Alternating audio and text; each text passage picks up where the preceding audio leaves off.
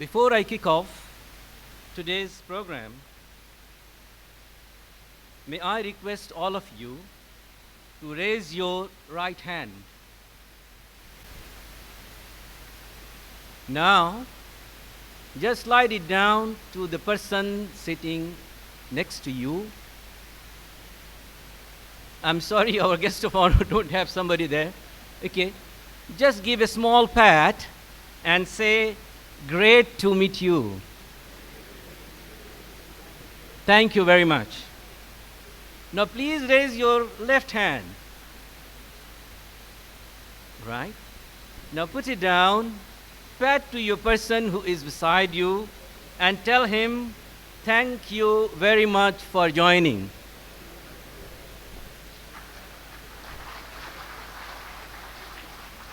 Excellent.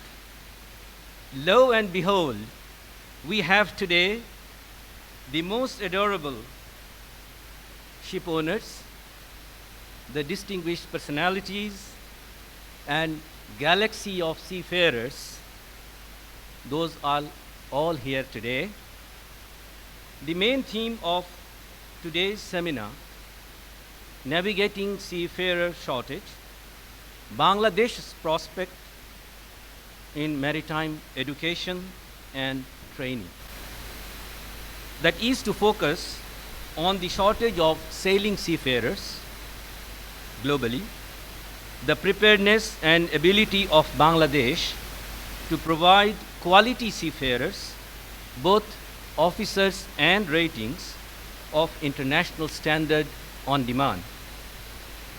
In Bangladesh, the maritime education, training and fitness of the seafarers are accredited and endorsed by the reputed organizations worldwide.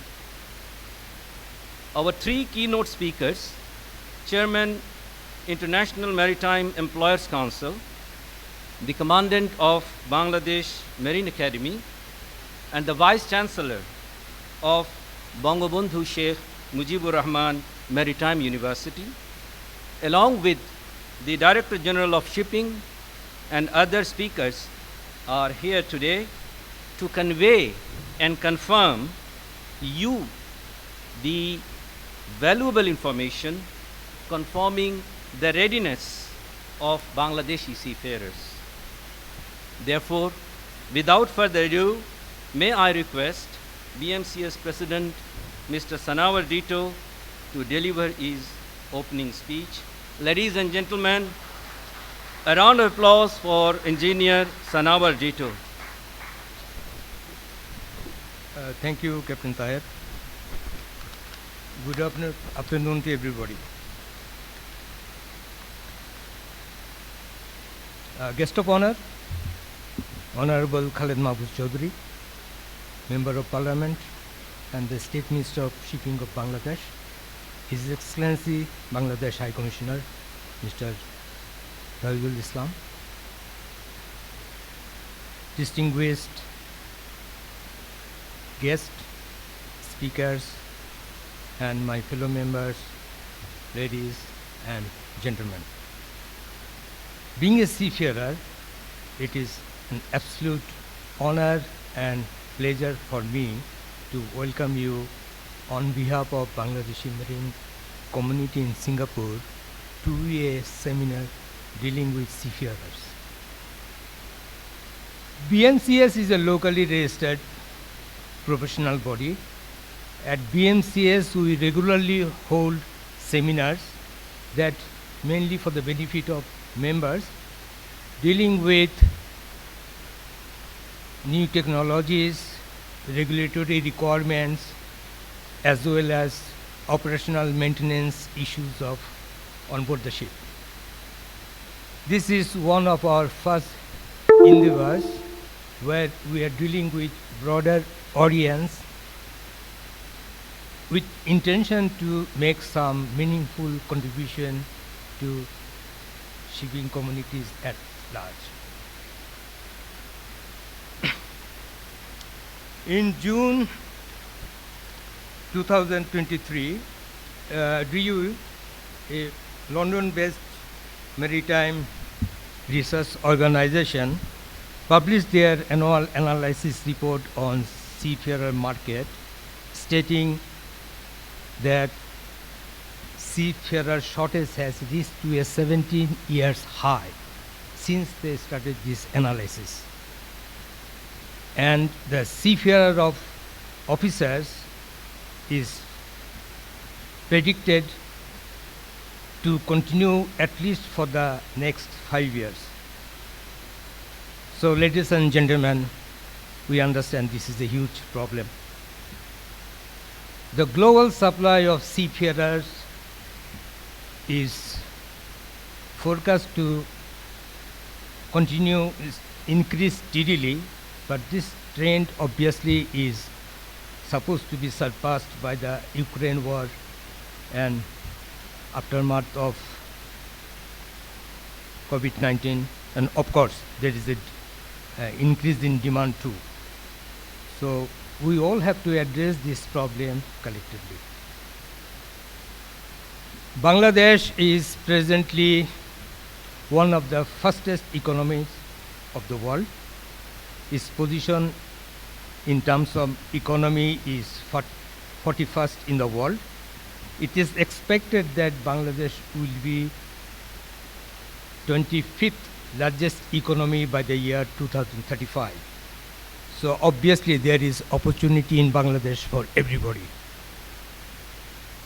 And one good thing about Bangladesh, that Bangladesh having is very young population. 40% of the population is aged below 40 years. And every year 2.3 million young professionals enter the workforce. So this is one advantage of the Bangladesh too. In terms of seafarer, it's not so promising. About estimated 7,000 seafarers working on board national and international flagged vessel contribute about $400 million to the economy of the country. With the enhanced maritime training facilities all over the country, the authorities' target is to increase this seafarer earning to $1 billion as soon as possible, but not later than 2030. So we can consider Bangladesh, there is a huge prospect of giving seafarers in the future. Anyway, I hope that by the end of this seminar, we will get some sort of breeze between Bangladesh aspiration to supply more seafarers in the world market and the shortage of global seafarers.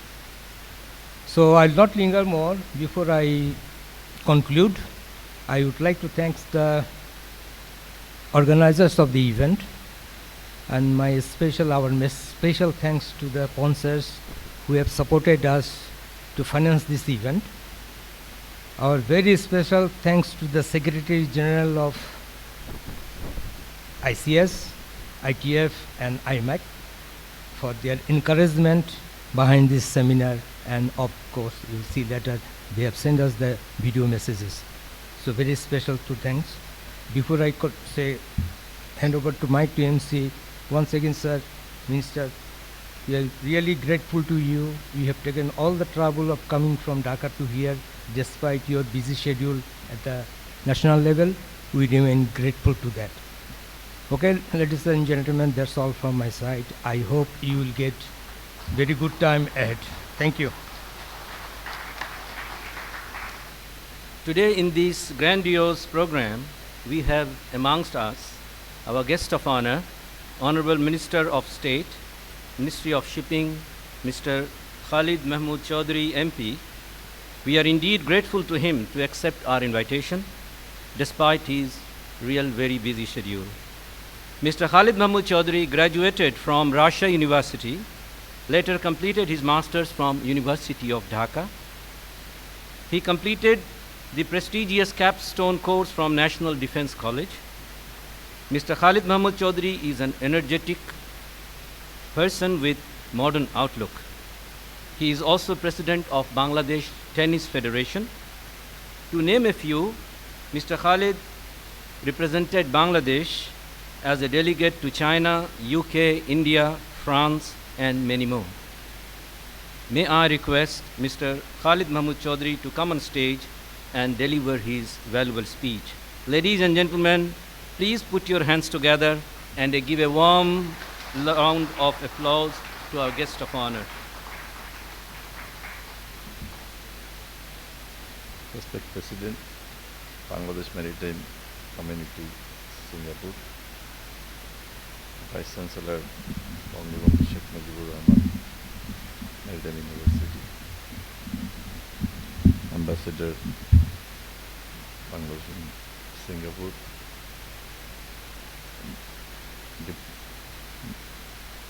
Director General, Department of Shipping, Ministry of Shipping, and Commandant, Bangladesh Marine Academy, Chittagong. Ladies and gentlemen, esteemed guests, and fellow mariners, good afternoon and warm greeting to each one of you. As the State Minister of Shipping in Bangladesh, it is indeed an honor for me to address this distinguished gathering today. We are here to discuss critical topics: navigating seafarers shortage, Bangladesh prospect in maritime education and training. I would like to extend my sincere appreciation of the Bangladesh Marine Community, Singapore, for organizing this significant event, which focus on the potential of Bangladesh seafarers. At the outset, I would like to pay my respect to the Father of Nation, Sheikh Mujibur Rahman, whose vision lead the foundation for the maritime industry in Bangladesh. Seafarers are the livelihood of our maritime trade. They ensure the seamless flow of goods across the world ocean, driving economic growth and prosperity. As industry stakeholder, it is our responsibility to equip our seafarers for the challenge and opportunity ahead. The theme of this seminar, Navigating Seafarer Shortage, Bangladesh Prospect in Maritime Education and Training, aligns perfectly with our shared vision of increasing employment opportunity for Bangladesh seafarers and enhancing the quality of maritime education and training. Under the visionary leadership of our Honorable Prime Minister, Dasharatna Sheikh Hasina, the Awami League government has made remarkable progress toward the achieving sustainable development goal, with maritime and shipping recognized as a key sector in the pursuit.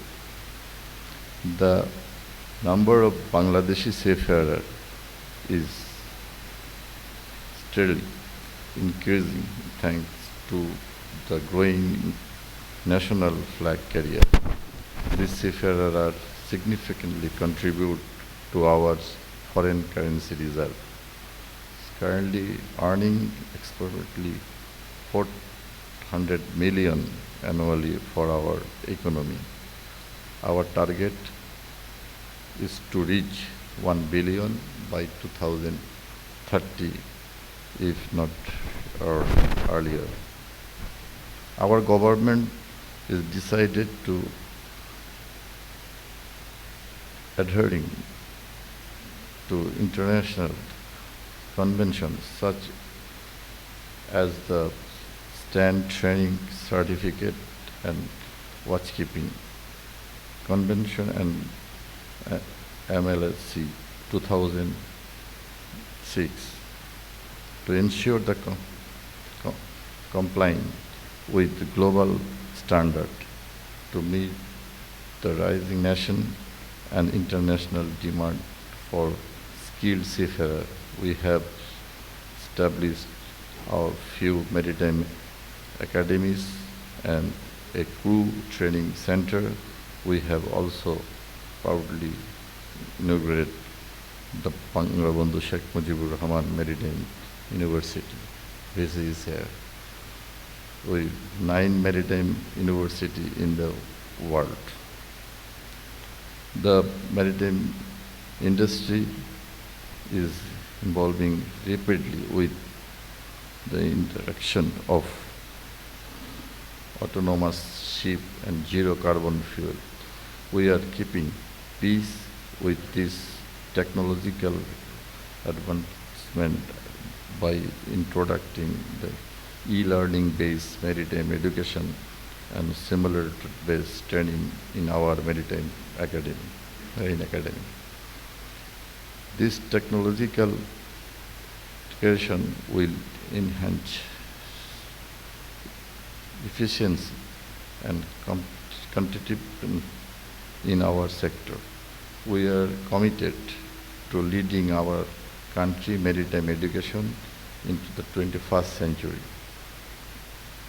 With Prime Minister Sheikh Hasina vision of the smart Bangladesh by 2041, let us embrace the opportunity and challenge that lie ahead as we serve the future of shipping and seafarers.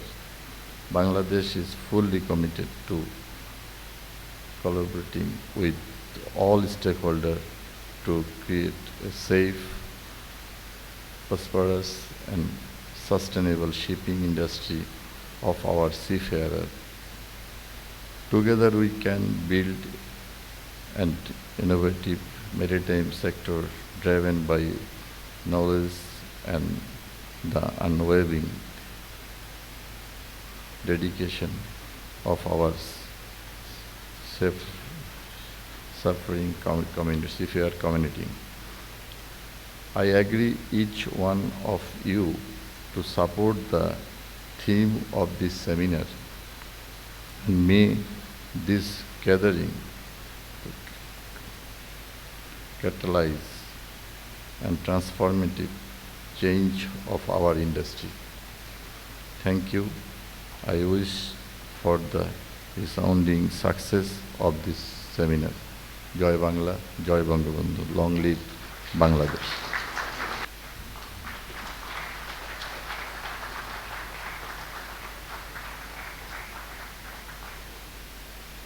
Our first keynote speaker, Captain Bilal Ahmed.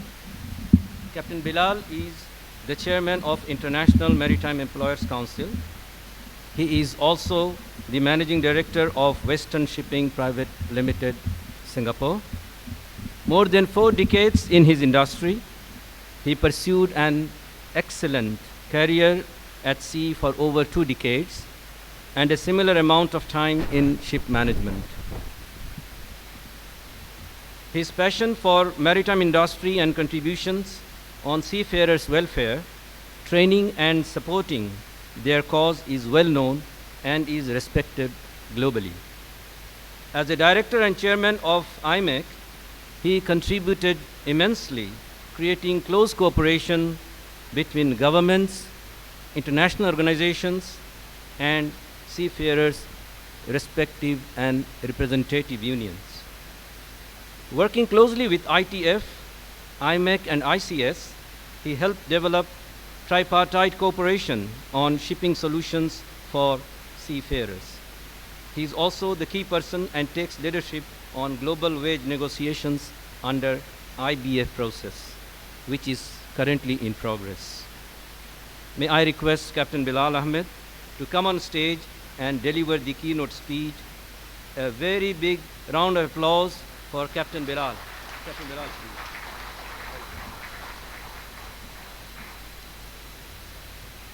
Let me start. Honorable Minister of Shipping, Mr. Khalid Mahmud, thank you very much for your opening speech. It was enlightening for all of us. Commodore Mohammad Maqsud Alam, Director General, Department of Shipping, Bangladesh.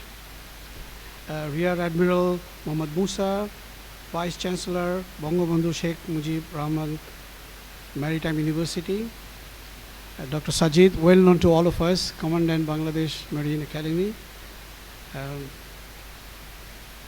Mr. Sanwer Dito, President, thank you very much for guiding the organization to arrange something like this. Thank you.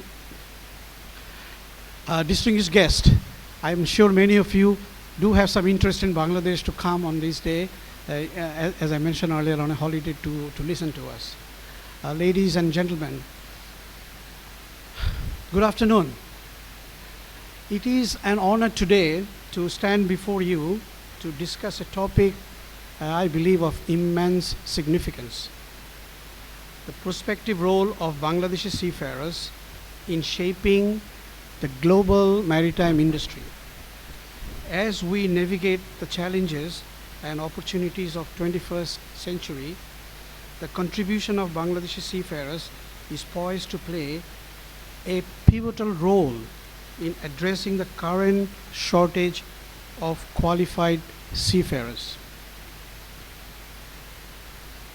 In recent times, we have witnessed an alarming shortage of qualified officers. And this is on a global scale and not based on a particular region. Shortage has not only affected the efficiency of the maritime operations, but also posed a threat to the integrity of international trade. Bangladeshi seafarers, a workforce, and I think many of us here would second to this, renowned for their dedication, discipline, and commitment, with their exceptional work ethic. They have the potential actually to elevate the crisis and ensure the smooth functioning of maritime endeavors across the world.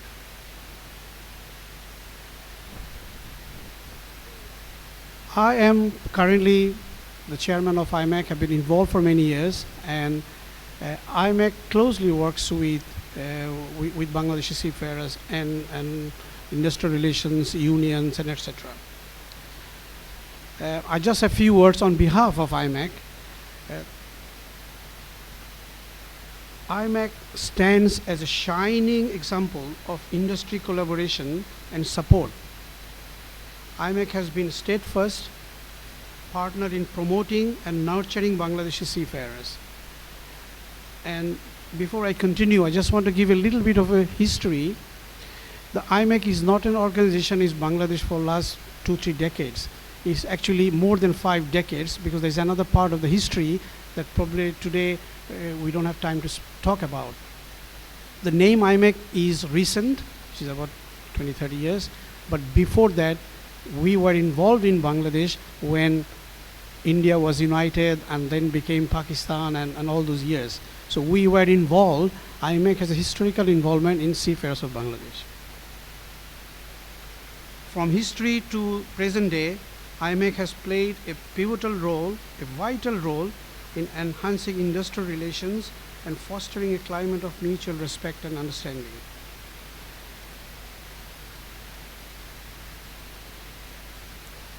Through sustained efforts, IMAC has showcased the remarkable capabilities of Bangladeshi seafarers on global stage. This part of my messaging, many of you may not be aware, because IMAC as an organization basically works behind the scene with different bodies. But please take it for sure that we have been working on the interest of Bangladeshi seafarers for many years.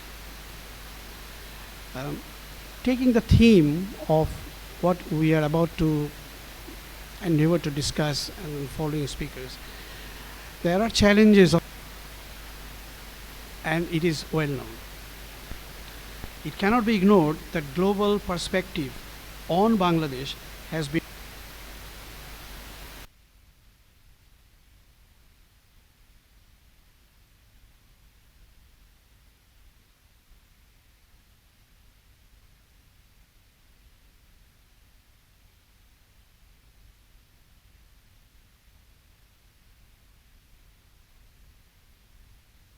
Bangladesh. I know one here sitting, don't want to name them, but there are many companies who has privately committed so much resources to make sure that the number of seafarers increase in Bangladesh. So as I'm saying, with huge challenges that Bangladeshi seafarers face in their movement across the world to join a ship, sign off from the ship, there are companies, the government support that create a larger pool of seafarers.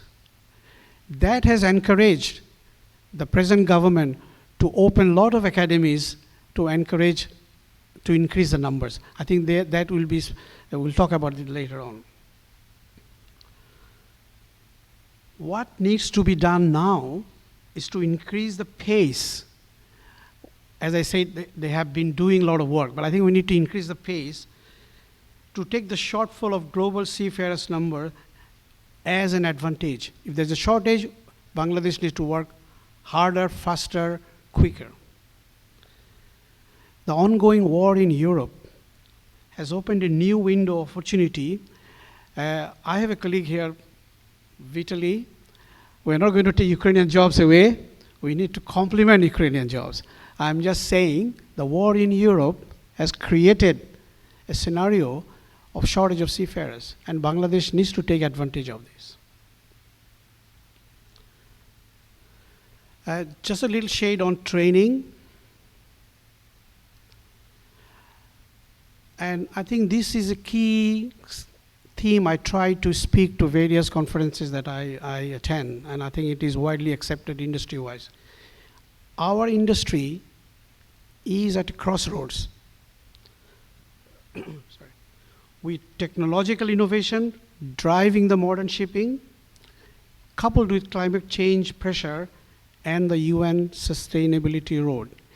Any of us who use seafarers involved in the ship management, shipping as a whole, would recognize that the industry is really at a crossroads. We need to make a lot of decisions which direction we need to go.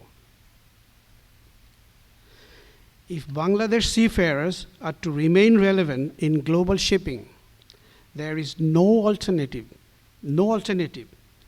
but to invest heavily in training.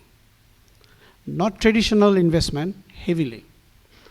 IMEC and other global organizations can partner Bangladesh on their journey. This remark is not a condescending remark that Bangladesh is not capable. It is something, I think globally, we always need education and training, need partnership in order to improve to higher standards. IMEC, International Chamber of Shipping, International Transport Workers Federation, ITF, have been working together on a model how to work together with technology providers, ship owners, shipping companies to bring the high-end training closer to labor supply countries. I may need to explain a little bit on this. Many of us, we know the modern engines, modern technology introduced on the ship. Even today's seafarers who are sailing every day needs additional training. And many of these training are not available locally in the countries where the seafarers come from. So many of the ship management companies that we are here, we need to send our crew to Denmark or Switzerland or some other country to get those high-end training done because those trainings are not available. So these three organizations, we have been talking to engine manufacturers, technology providers, that you can't be continuing to do this, limiting the training needed by countries such as India, Bangladesh, Philippines, Ukraine, majority of the countries where the seafarers come from.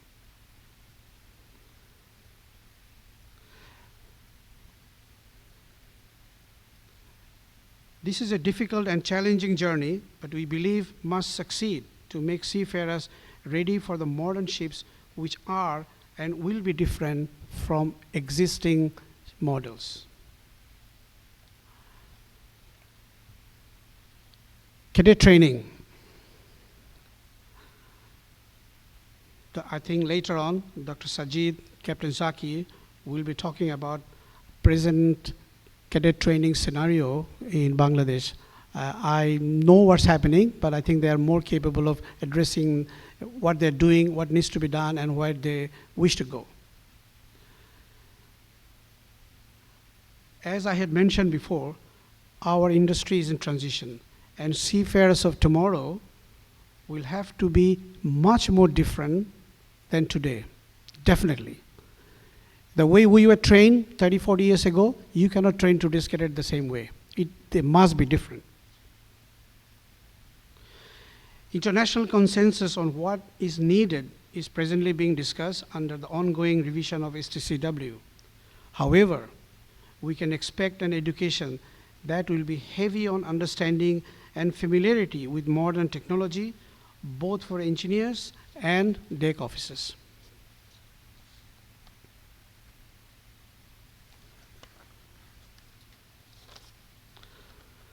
In Bangladesh, we need to look, I think everywhere we need to look, a bit out of the box, ahead of those changes being introduced, so that when the challenges come, Bangladesh will be ready. And here's something I want to say, something very important. Compliance with STCW minimum standards alone will not make Bangladesh seafarers competitive in the global market. Not possible. India is an example where the officers display better understanding on rules, regulations, and practical applications. I believe in Bangladesh, the primary education, the secondary education, the higher secondary education is good and strong enough to introduce subjects in pre-sea maritime academies for relevant in-depth understanding of maritime issues. The new shipping will be different. If you can train our boys before they go to sea on much more in-depth education, they will be ready for those changes. A lot of things we do on board today will not be done tomorrow on the same way. Cadets trained in this way can look forward to a life beyond their career at sea. One of the biggest challenges of employment today for young seafarers to come to sea or young people to join sea is, what am I going to do after 10 years when I don't feel like to stay at sea? If you provide in-depth education before they go to sea, they can use that when they wish to come back.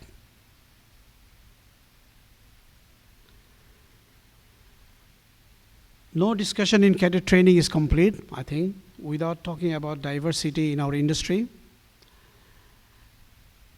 I'm talking about female seafarers. For many countries, it's become almost normal to have female seafarer. Few years ago, I was kind of lucky. Dr. Sajid, you may remember, I was in the academy. You have shown us a batch of excellent female cadets. And the people that I was accompanying couldn't believe that we have such excellent female cadets.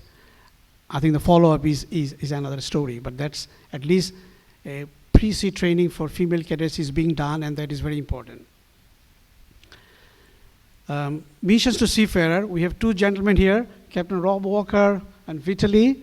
You may remember last year, there was a Best Cadet Award, a female cadet from Bangladesh. I was in that event. I was surprised, proud. It was a great achievement. She was here. Yeah, was a great achievement for Bangladesh. Why am I bringing this up? Because I think the modern shipping and tomorrow's shipping cannot run without female participation. And we should not shy away. What I have seen, even from the cadet that was considered the best cadet, I believe she left sea and working in an office.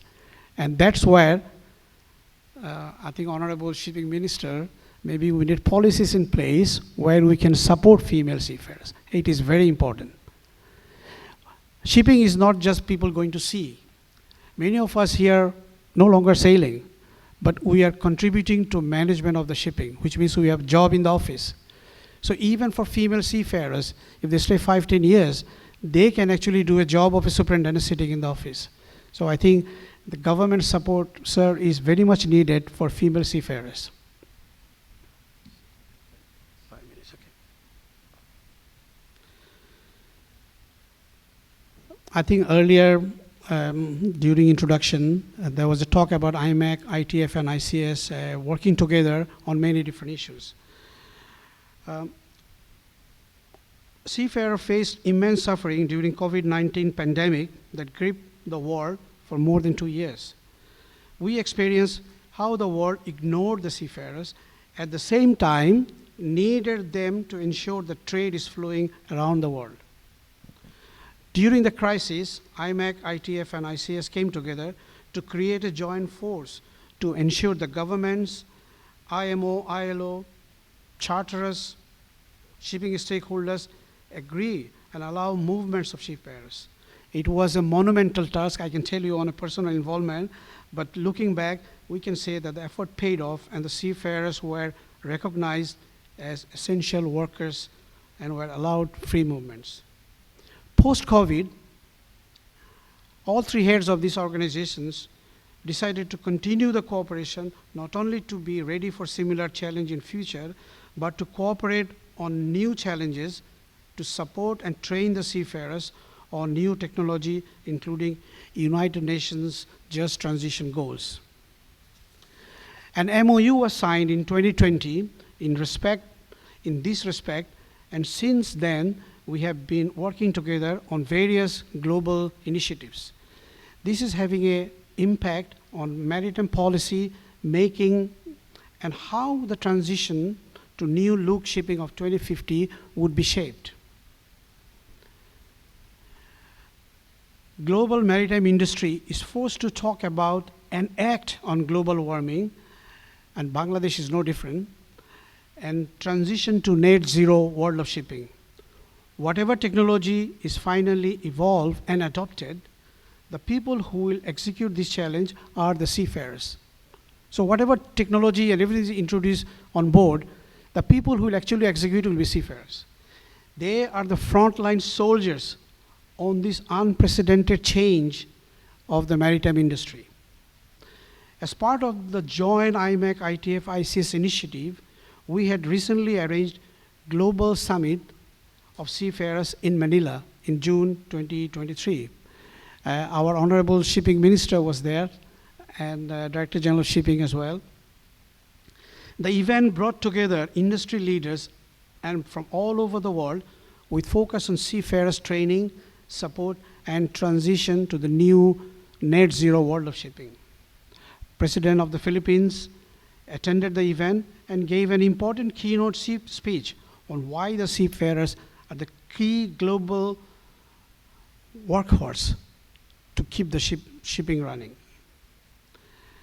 IMEC, ICS, and ITF have been discussing internally on a possibility of a similar conference in Bangladesh. These events are significant in global maritime calendar, and I hope that all these three organizations can work with the government of Bangladesh and all maritime stakeholders to make this a reality.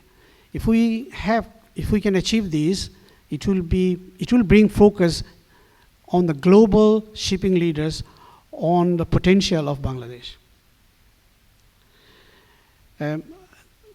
At this stage, I have some messages from Guy Platten, Secretary General of Chamber of Shipping, and also from Stephen Cotton from Secretary General of ITF. Unfortunately, they were invited, but obviously couldn't come, and they apologize. I think our media people will be able to run. Can you run the Guy Platten's video? Yeah. Good day to you all, Your Excellencies, distinguished guests, ladies and gentlemen. I am delighted to be speaking on a topic very close to my heart, seafarers. As an ex-seafarer myself, I know that seafarers are the lifeblood of the shipping industry. It is thanks to them that we keep a huge 80% of global trade moving. As the shipping industry continues to grow and evolve, there are great opportunities ahead for our workforce, our industry and whole nations. Digitalisation and decarbonisation in particular are changing the landscape of shipping. This will create challenges for our workforce, but this is also where there will be opportunities. Together, we can create a skilled workforce in an industry that offers excellent career prospects. Bangladesh is a developing economy with great opportunity to benefit as a seafarer supply country. We've seen this happen to other nations in the past. Using the Philippines as an example, a recent report highlighted just how seafarer remittances contributed considerably to the GDP of that nation in 2022. These seafarers play an essential role in the country due to their significant contribution to economic activity, trade, employment, and expertise in various maritime-related sectors. By investing in seafarers, Bangladesh has the potential to achieve this success too.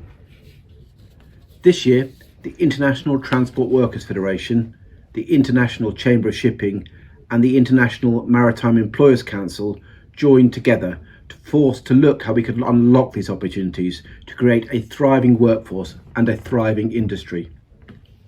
We convened maritime leaders, policymakers, non-governmental organisations, social partners and more, including of course Bangladesh's Minister of Shipping, in Manila at the Seafarer 2050 conference held in June. Together we created an event dedicated to highlighting just what governments, industry and stakeholders need to do to transform the role of the seafarer to meet the shipping needs of the future. Two main themes came through from that conference loud and clear, and these were the need for investment and the need for collaboration to address seafarer training and recruitment and retention. What has also become clear is the need for data. Policymakers need to create national strategies to address the seafarer shortage and unlock investment opportunities. And for this to happen, there must be consistent data which shows the value of seafarers to national economies and data that can be used to benchmark countries across the world. We need to kickstart this area of work if we're to make progress recruiting and training our workforce of the future. And it is also a great opportunity to highlight the value of our seafarers. Training is of course top of shipping's agenda. The introduction of new fuels and technologies will mean that seafarers will need new skills to use and to handle them. With well-established maritime training institutions, I know that Bangladesh already has a strong reputation for high-quality seafarer training. But as the industry evolves, we need to ensure that we continually invest in this to maintain competitiveness. At COP26, we unveiled the Maritime Just Transition Task Force, which is already making great strides in its work to shine the light on the training that our seafarers will need to capitalise on the opportunity of decarbonisation. Now we need consideration to be given to how their training can be funded. This funding is an investment in the future of the workforce, the future of the shipping industry and the future of national economies. As we've seen in the case of the Philippines, this is a very worthwhile investment. Of course, shipping's other challenge is one of seafarer shortage. By 2026, the shipping industry will need an additional 90,000 seafarers to keep trade flowing. Employers, unions and governments have an opportunity now to redefine the social contract for seafarers and create a career that offers great opportunities for growth, accommodating for changes in life circumstances and taking up roles on shore. These measures will help us to make seafaring the most appealing career option. Recruitment efforts are already well underway. In June, we saw the launch of An Adventurous Spirit, a global campaign to recruit more people to a career in seafaring. This video campaign was created by the industry, for the industry, featuring testimonials from seafarers themselves. As a former seafarer, I echo many of the positive experiences that were raised within the video. Governments, ship owners, training institutions and more are all encouraged to use this resource in your marketing and recruitment efforts. Please do reach out to the International Chamber of Shipping if you would like more information on this, as we need a national association in Bangladesh to ensure your voice is heard. I see great opportunities ahead for Bangladesh's maritime sector and seafarer workforce. As we forge ahead with our work, shaping the future of shipping, I urge you to remain engaged in our conversation and decision making. We value the expertise of Bangladesh's shipping industry. Shipping has a strong spirit of collaboration, and when we work together, we can achieve great things and unlock opportunities for all. Thank you for listening to me, and have a great rest of the day. Dear all, the Commandant of Bangladesh Marine Academy, Engineer Sajid, is here. We indeed very lucky to have him in our midst. He is another keynote speaker today. Mr. Sajid Hussain has been serving in Bangladesh Marine Academy since 1993, and he has been its commandant since 2009. He has skills of 13 years seafaring up to chief engineer, and then continued 30 years maritime educational management. He is a governor of World Maritime University Sweden Board of Governors and IMO Goodwill Maritime Ambassador, a trustee, council member, chartered marine engineer, and fellow of Institute of Marine Engineering, Science and Technology. Further to that, a chartered engineer of UK Engineering Council, a maritime expert of IMO and Global Maritime Education and Training Australia. He completed an MSc in MSc Marine Engineering from World Maritime University in 1998, author of 25 books, 35 research papers, and over 250 features. His awards include Outstanding Alumnus from World Maritime University this year, and couple of FIMarEST awards such as Outstanding Contribution in Marine Education 2019, a Doctor of Science in Maritime Education honoris causa in 2018. May I request Engineer Sajid Hussain to come on stage and deliver his speech. Ladies and gentlemen, please welcome Engineer Sajid and give him a big round of applause. First, grateful to BMCS for arranging such a unique gathering and invitation to me too. Our today's guest of honor, Honorable State Minister, Ministry of Shipping, Mr. Khalid Mahmud Chowdhury MP, along with his distinguished maritime leaders from Bangladesh, present invited maritime professionals at various levels in Singapore and other places, and the enthusiastic members of BMCS. I'm going to highlight the maritime education basing on the theme of today's ceremony, with particular emphasis on Bangladesh maritime education in Bangladesh Marine Academy and also in general to other marine academies.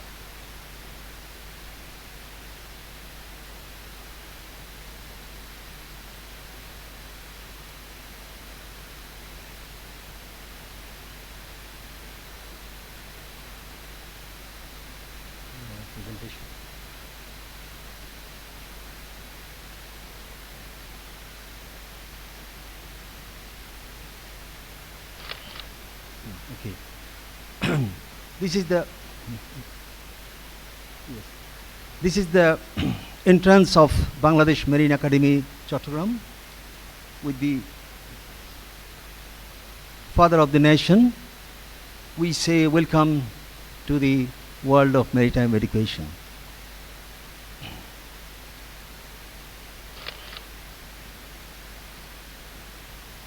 So today my specific topic is maritime education towards smart Bangladesh, as initiated by our dynamic leader of the country, Her Excellency Sheikh Hasina, the Prime Minister.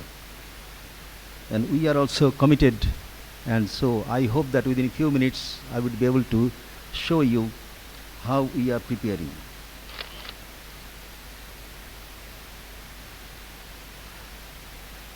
At a glance, Bangladesh may be a point in the world map, However, if we go one by one, the excellences here, then we would understand the expense of a country like this. Commencing from the top, you will see that we have what not. Second one, also in our horizon we will see the excellences of maritime Bangladesh. Needless to mention that the seed was sown by the father of the nation in 1972.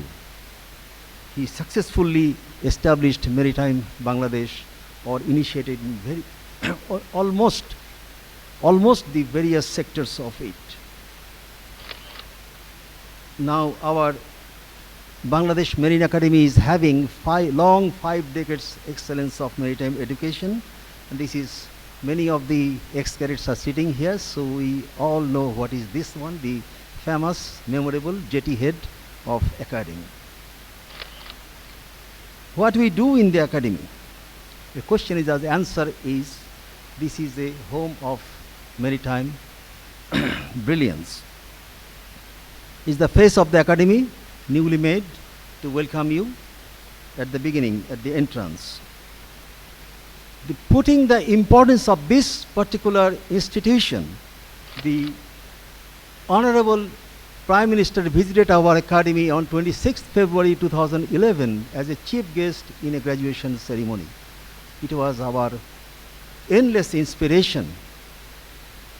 Next, we are blessed with the footstepping of our today's guest of honor in our land.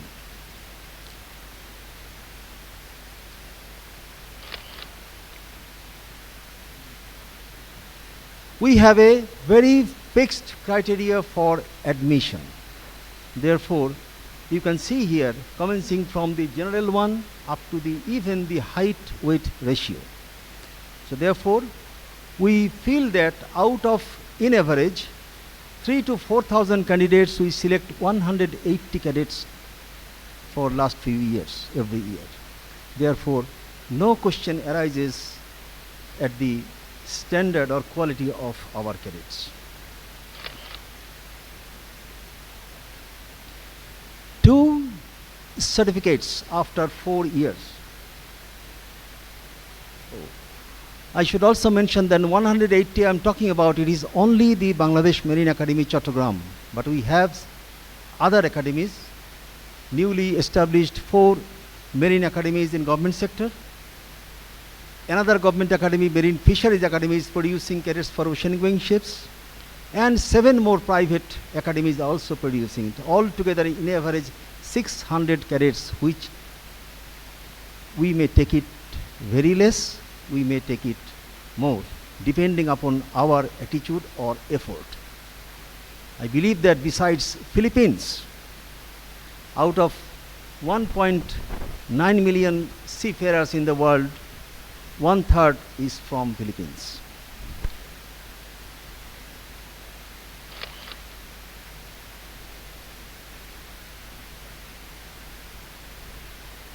In terms of the present status of international status from various organizations for our academy, you can see here how many are in pipeline and how many we have achieved already.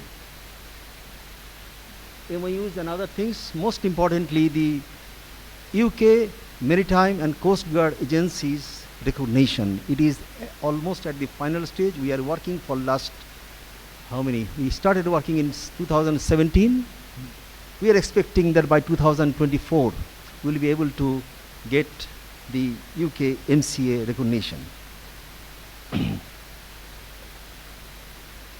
At the bottom, we have already achieved this. I feel like to mention one is that here you can see the Solent University recognition. We'll definitely question what's the benefit out of it. One benefit, they are providing online teachers training to our academy. Already in 2 batches, 8 instructors got trained. The cost is borne by IMEC. Very much thankful to IMEC, chairman is sitting here. And it is continuing, it's not stopped. Number two, all our ex-cadets, whatever the stage, maybe served for 20 years, 15 years, and likes to have some higher studies, he will get easy access to Solent University with 2 years residence, with 10% fee reduction, and etc.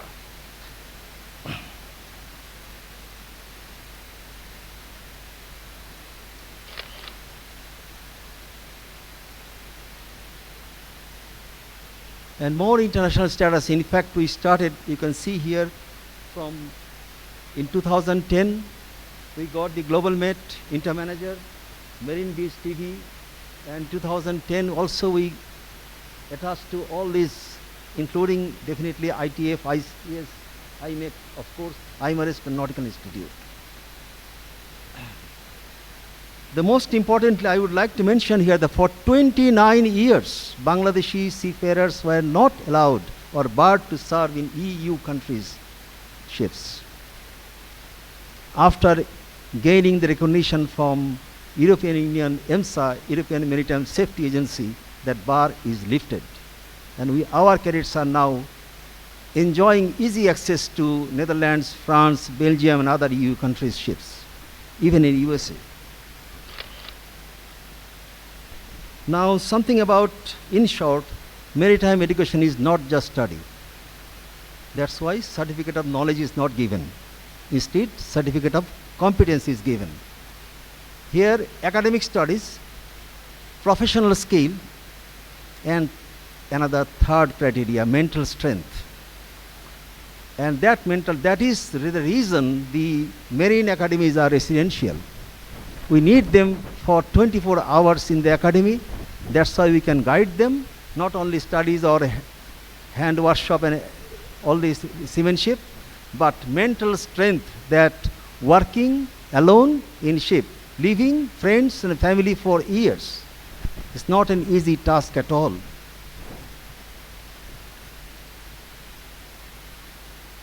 Who rotates the earth?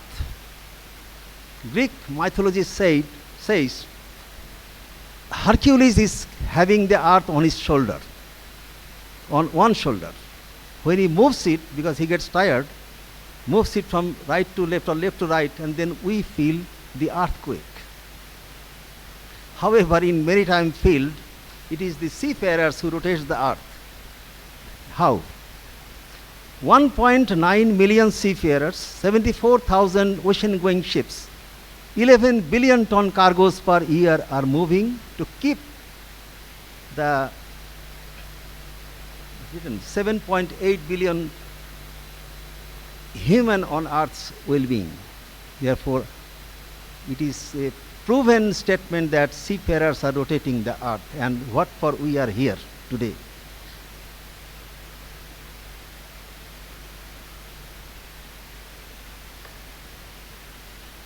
And again, seafarers are the wheel, or seafaring are the wheel.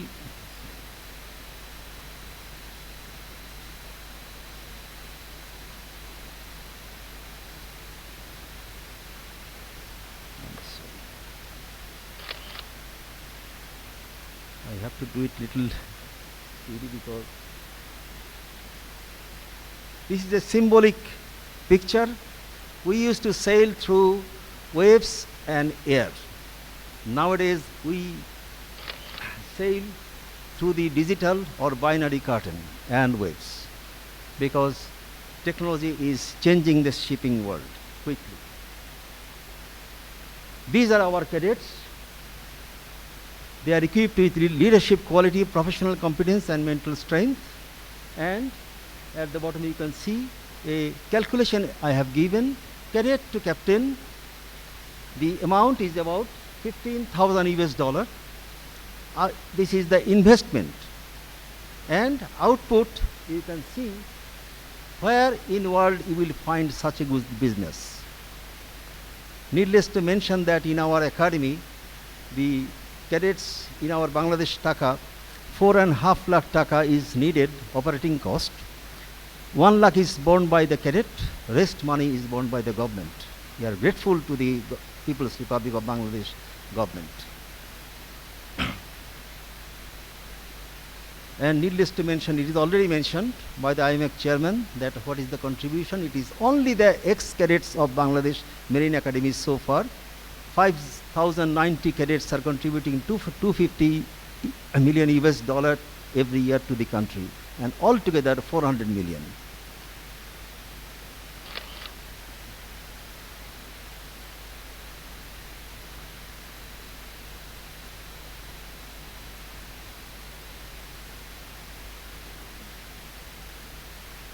Due to time constraint, I will not go, but I will try to draw your attention that if we go back right after victory or independence in 1971, our father of the nation found that the Mercantile Marine Academy was what was established in 1962 had been shifted to Pakistan. So in 1972, we didn't have any academy in our country. At the instruction of the father of the nation, General Osmani selected Captain Emil Rahman as the commandant and said that establish a new academy in place of that what Pakistan has taken away. And so Bangladesh Marine Academy was established. Very lucky that at that time British technical aid came into this country. BTCO project, well known, British Technical Cooperation Project. So far I know Mongla Port was commissioned under this project. At the same time, Bangladesh Marine Academy was established in 1973. Exactly today is 1st September. 3rd September 1973, the first class opened in our academy. So we are grateful. At the same time, I would like to point out that you will see in 1975, the UK Merchant Navy Training Board under the MNTV City and Guilds of London Institute operated or conducted the full training in academy until 1980. I am sure that here many of the ex-cadets are sitting here having the METC certificate, including myself as the last batch. However, for unknown reason, in 1980 this project ended and that collaboration went away. In 2016, we started our initiative in London, and by 2019, all the formalities, a number of meetings, teleconference and everything, and finally we got back the status. And so you see that in 2019, UK MNTV recognition achieved, paradise regained. There are many other things. Last three, you will see that we have introduced team certificate courses. We have introduced electrical technical officers courses and UK Solent University, as I mentioned.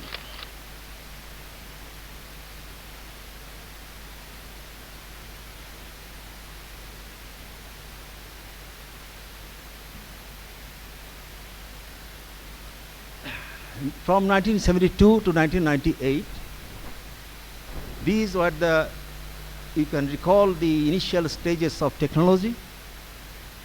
One picture, 8-inch floppy disk, 5.25-inch floppy disk, 3.5 floppy disks, all are in museum now in our academy. But I would like to say that how equipped our academy was, how we ran with the time. During 1999 till 2014 also, we are with the time, academy is being developed with all these technological blessings.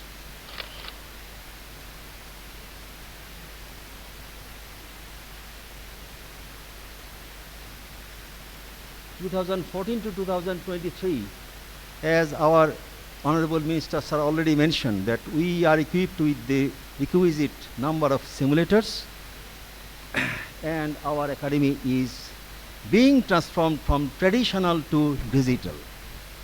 Next.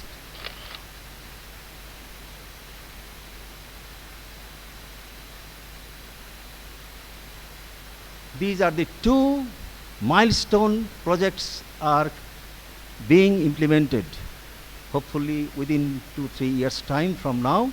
One is Bangabandhu Techno Marina Complex, is a research center, and another one is full mission simulator. The pictures are below.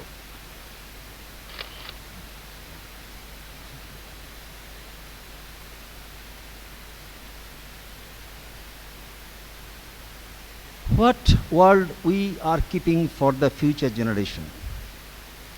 It is in our consideration from 2026 to 2041. 2041 is a milestone year planned by our government. You will see the equipments we are thinking in our mind that we will be definitely procuring all these items to enhance our education in the academy.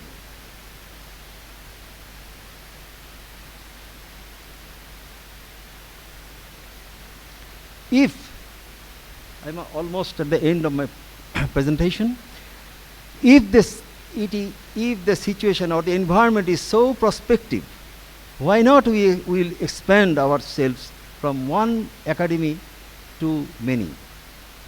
4 new academies have already been established, already been operating. So therefore they are also producing the first passing out parade of all these 4 academies, including our one, is expected to take place in first week of December with the Honorable Prime Minister of the country, Her Excellency Sheikh Hasina, as the chief guest. As I mentioned about the Fisheries Academy, there are 7 private academies that are also running fine under the Department of Shipping. Of course, maintaining the STCW convention requirement.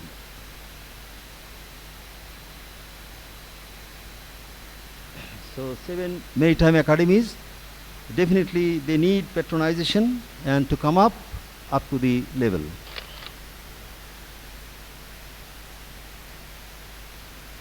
Few of the dignitaries visit on our traditional Marine Academy at Chattogram. British Prime Minister Callaghan visited in 1978. As I mentioned about the British Technical Cooperation Project, 3 boats made in Isle of Man in UK. Still, we are able to maintain these 3 boats are running fine. Many of the excavators are sitting here. They are named by our Honorable Minister Sir sitting here as training boat foretop, training boat main top, and training boat mizzen top. It is Mr. C.P. Srivastava, as the IMO Secretary General, visited on 3rd January 1980. And let me mention myself, that I am on the left as Chief Cadet Captain Sajid Hussain, and our all respected Captain Zakaria Sir, who met with our Honorable Minister Sir in the academy. He was the commandant. IMO Secretary General Efthimios Mitropoulos visited our academy in 2011. Mr. Koji Sekimizu, IMO Secretary General, visited our academy in 2013. Current IMO Secretary General visited our academy in 2017. Now, I will briefly only mention that how great it is to having the blessings of these companies. Special thanks to Ms. Caroline Young of Singapore Shipping Association, who is unable to attend today. But these are the companies who are recruiting our cadets. We are grateful to all these companies in country, and particularly in Singapore. If I miss any company, please correct me. In the next presentation, it will be updated. Some recent developments in our academy. Hope you will understand by the pictures. The female cadets are now working. There is one, let her come here. Yes. The female cadet Nabila, you see that among all the boys and girls, she grabbed the coveted President's Gold Medal in her batch. And that Nabila is now the 3rd engineer in Carnival Cruise Lines USA. Navigation simulator in 2019, engine simulator in 2022.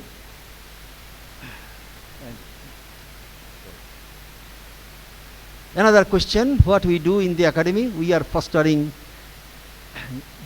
marine generation next. If it is such, then who are the graduates, where they are? Picture says.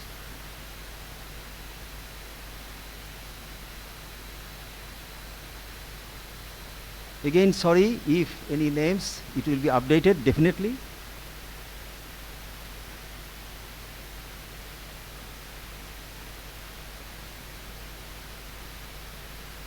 Academy is always proud of these eminent graduates who are keeping the Academy's flag high, keeping the nation's head high in the maritime world.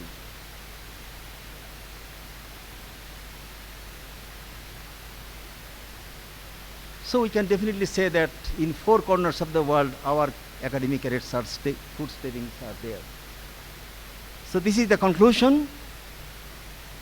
We can say firmly that the marine cadets, officers and engineers are a better choice. Our prospective employers sitting here and those who are your associates, our not urge, you judge us, assess us and select us. We are confident that you will be benefited as you have been benefited. Next one is Marine Education of Bangladesh. All academies are above the international benchmark, and competent seafarers of Bangladesh are serving in national and foreign ships. So, nation is prudently moving towards smart Bangladesh. May Allah bless us all in all our endeavors.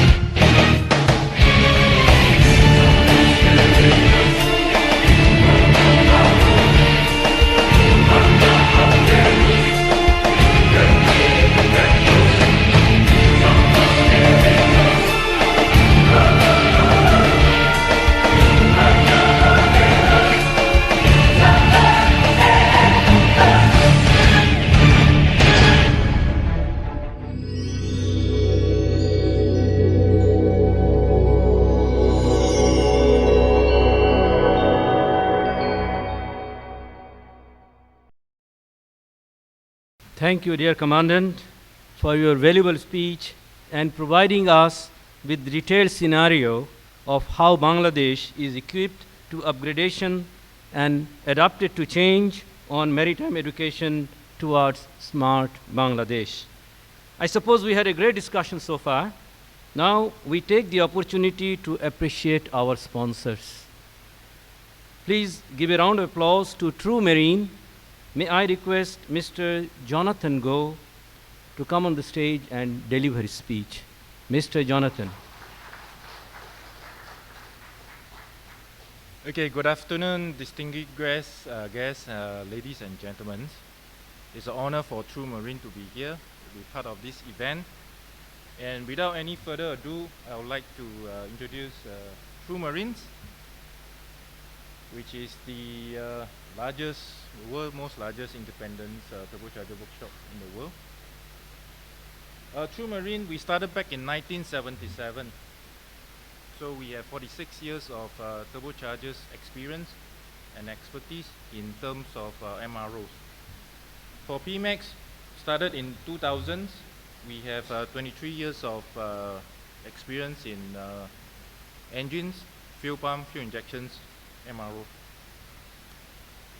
Okay, True Marine Group headquarters in Singapore. We have 5 service stations all over the world. 5 stations in China, which is Tianjin, Shanghai, Weihai, Guangzhou, and Guangzhou. So basically, we also have one in Dubai and one in the Netherlands. Okay, basically, True Marines, we are specialized in turbocharger overhaul, maintenance, and spare parts supplies. Okay, over the year, we have developed many innovative repair methods that help ship owners, ship managers to reduce the overhaul cost for turbochargers. We have 6 major turbochargers makers under our belt, which are Mitsubishi, Kawasaki, Mitsui, MAN, Napier's, STX, and KPP. Over the year, we have developed many repair methods, which you can see over the slide here. Okay, for PMAX, we have engines repairs, fuel pump, fuel injections, and governance overhaul. Authorized by Bosch to supply genuine spare parts. And last but not least, with our expertise and experience using the AI technology, we have developed a TrueCare turbocharger predictive maintenance system to monitor your turbocharger health.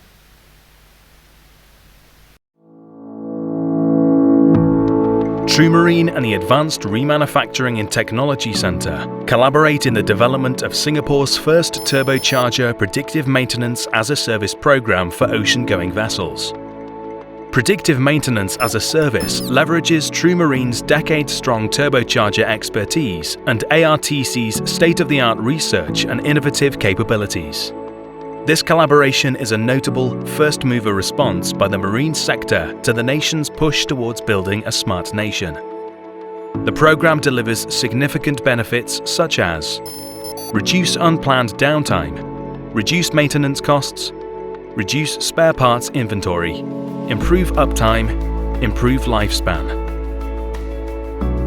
Through sensors installed on the turbochargers, data on operating conditions of the turbochargers is acquired and transferred securely from ship to shore onto the smart cloud platform. Suitable for all makes of turbochargers fitted on both main and auxiliary engines, the program offers peace of mind through a controlled overview of the entire vessel.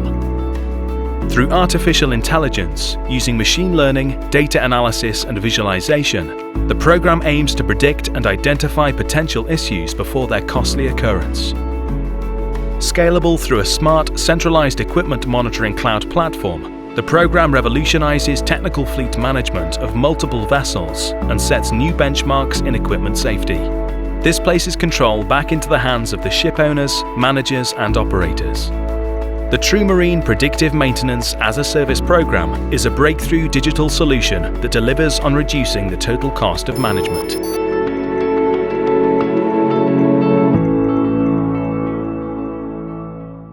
Bangabandhu Sheikh Mujibur Rahman Maritime University is the highest maritime institution of its kind and providing very high quality maritime education and research in Bangladesh. Rear Admiral Muhammad Musa's journey began at Bangladesh Naval Academy in January 1985. After training in Bangladesh and Malaysia, he was commissioned in July 1987. His 36-year career showcased professionalism, leadership, and vision. He commanded various warships as well. He instructed at Bangladesh Naval Academy and led as chief instructor. He holds multiple master's degrees, including a PhD on maritime domain awareness. His research, contributions, lectures, and seminars echo his expertise in global management and global engagement. He received several national awards and commendations for his naval excellence. May I request the Vice Chancellor, Rear Admiral Musa, to come on stage to present his speech. Please put your hands together and give a warm round of applause. A respected guest of honor of today's seminar, Honorable State Minister of Shipping, our organizer, Bangladesh Marine Community in Singapore, and distinguished guests and the keynote speakers. Very good evening, Assalamu alaikum. It's a really privilege and honor for me to come and speak to you all for the first time for the Maritime University, coming and talking to the mariners community here, the largest community we know, for this seminar. Thank you for the invitation.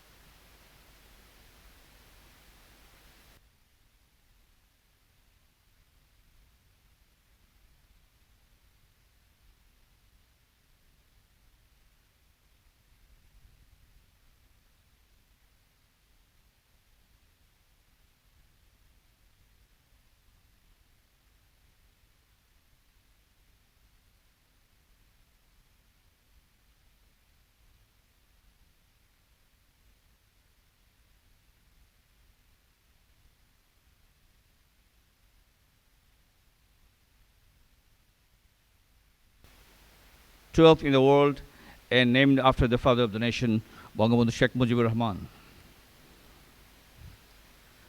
So I intend to cover the talk under these headings, describing Bangladesh as a maritime nation, maritime resources, establishment of Bangabandhu Sheikh Mujibur Rahman Maritime University, its role in maritime development, education curriculum for the seafarers, and its efforts to address the new challenges.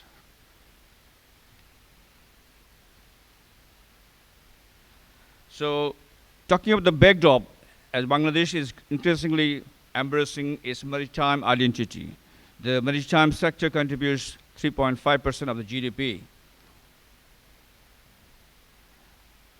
Its extensive river network making a total length of around 24,140 kilometers, housing 57 international rivers. Access to the Bay of Bengal with a 710 kilometer long coast. The coastal zone makes up 32% of the country, and it hosts 35 million people. And exploring the immense potential lying within its waters while dealing with various challenges is very much paramount. How do you see Bangladesh a maritime nation? Already described briefly by the Commandant Marine Academy. Just I'll touch upon the little history of that.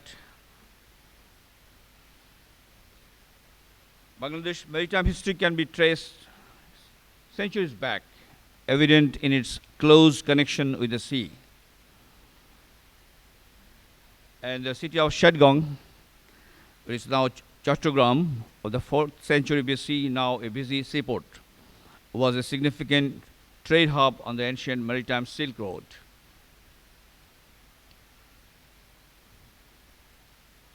The region's shipbuilding expertise dates back to 14th century.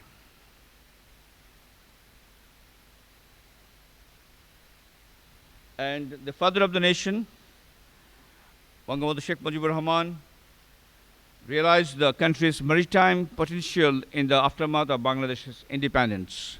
He took the initiative to adopt the Territorial Waters and Maritime Zones Act 1974 to govern Bangladesh's huge maritime domain. However, the country's maritime domain has long been overlooked until Bangladesh's demarcation of the maritime boundary with Myanmar and India in 2012 and 14 respectively, paving the way of sustained healthy relations between Bay Bengal littorals while opening the way for development by utilizing its marine resources. Bangladesh maritime resources offer tremendous potential for the development of a robust blue economy. Country's maritime area covers approximately 118,813 square kilometers, presenting opportunities for offshore oil, gas and minerals, extraction and renewable energy projects, and marine aquaculture and tourism. Bangladesh is actively pursuing different maritime policies to strike the right balance between economic growth and environmental conservation.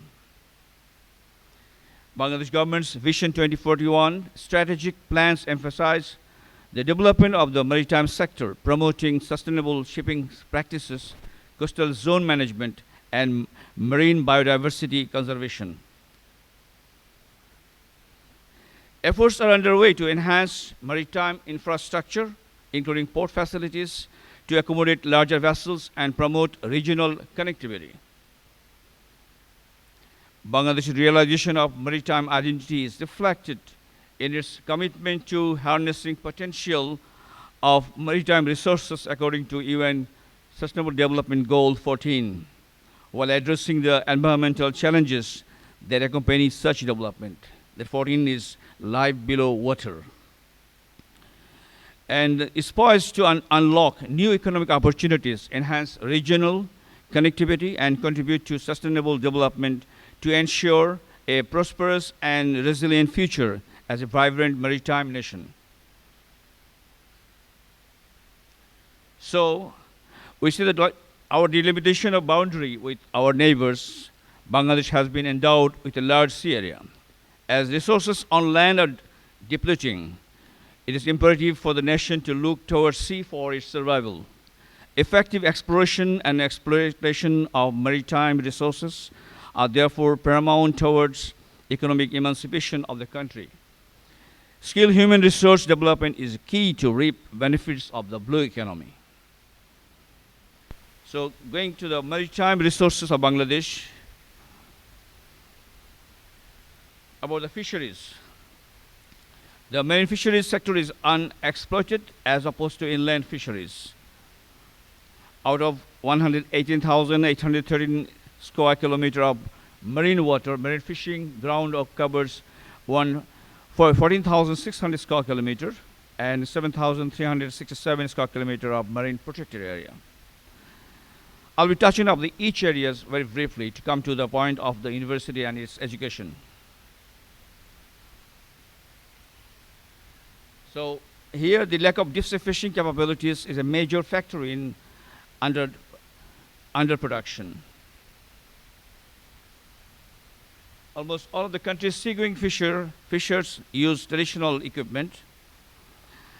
Limited fishing capability beyond 50-meter depth, and the trawlers primarily operate within 100-meter depth at a maximum distance of 19 nautical miles.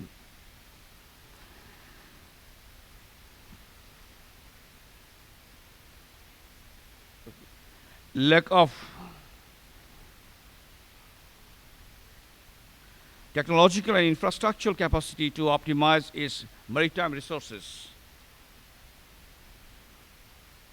And extracting long-term sustainable economic incentives requires massive domestic and foreign investments in Bangladesh's blue economy and maritime sectors. So the bay is very important factor in securing Bangladesh energy security. The country continues to extract natural gas from its functional gas fields at the current rate. Resources will run off by 2041. The country has 26 offshore blocks. India and Myanmar have both extensively explored the block adjacent to Bangladesh. Our maritime blocks could hold 17 to 103 trillion cubic feet of natural gas. So talking about the ports, we can see how the ports have been increasing the demand and our growth, handling growth. You see on the screen, vessels handled in the Chittagong port, how it is growing to 4,231, and then 118,000 metric ton, 11 million metric ton, and the TEUs comes around 32 million TEUs. So you can see with the graph how it is growing in terms of vessels, containers, and the cargo. And they're coming on the Mongla port, as you see on the screen. It's again a port which was not having any ship. It's always dead port, has grown and made a record of the history of revenue and the ship handling and the cargoes. And the newest port, the Paira, in order to meet the increasing seaborne trade at the Chattogram and Mongla seaports, the Bangladesh government built the Paira port. And in August 2016, by the Honorable Prime Minister, the port now has 10.5 meter draft. And the first terminal of the Paira port is under construction. By December 22, Paira port has handled around 1,600 domestic international vessels, generating revenue of around 865 crore taka. That is 79.9 million US dollars. Plans are underway to create bulk cargo handling terminal for coal, container terminal, oil and LNG terminals too. So the Matabari port is another deep sea port is coming up, which will be completed by 2026. Given the low draft and congestion of Chattogram port, Matabari port is deemed necessary.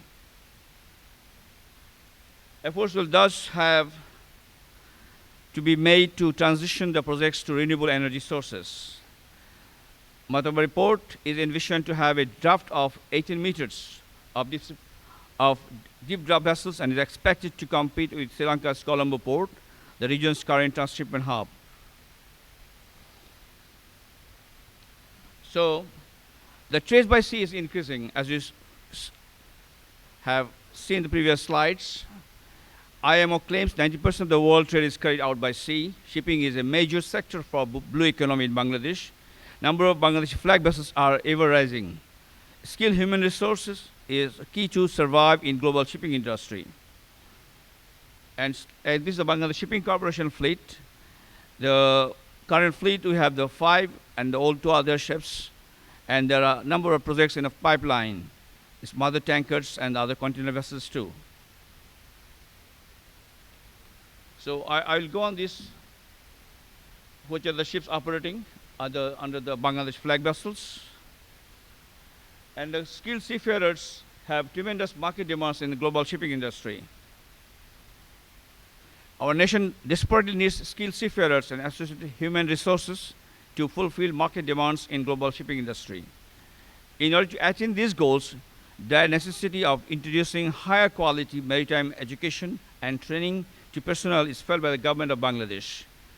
And Bangabandhu Sheikh Mujibur Rahman Maritime University, first ever specialized maritime university of Bangladesh, third in the South Asia, and 12 in the world, was established in 26 October 2013.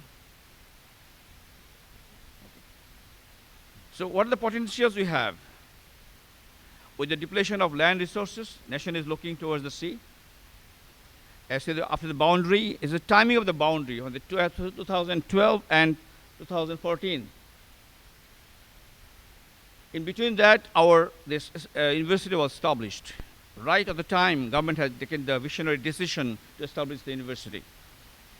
And the vision of our Honorable Prime Minister, the vision was envision promoting a creating learning environment for higher maritime education with excellence through state-of-the-art facilities, gadgets, competent faculty, staff, expanded frontier of research-based knowledge, and international standards supported with the new horizons in diverse fields. So this is the location. Currently, we are operating with the two hired buildings in Dhaka, and this will be the permanent campus of the area. It's in Chittagong area, 106 acres of land. This is the master plan of the university will be located, and it will be completed by 2026.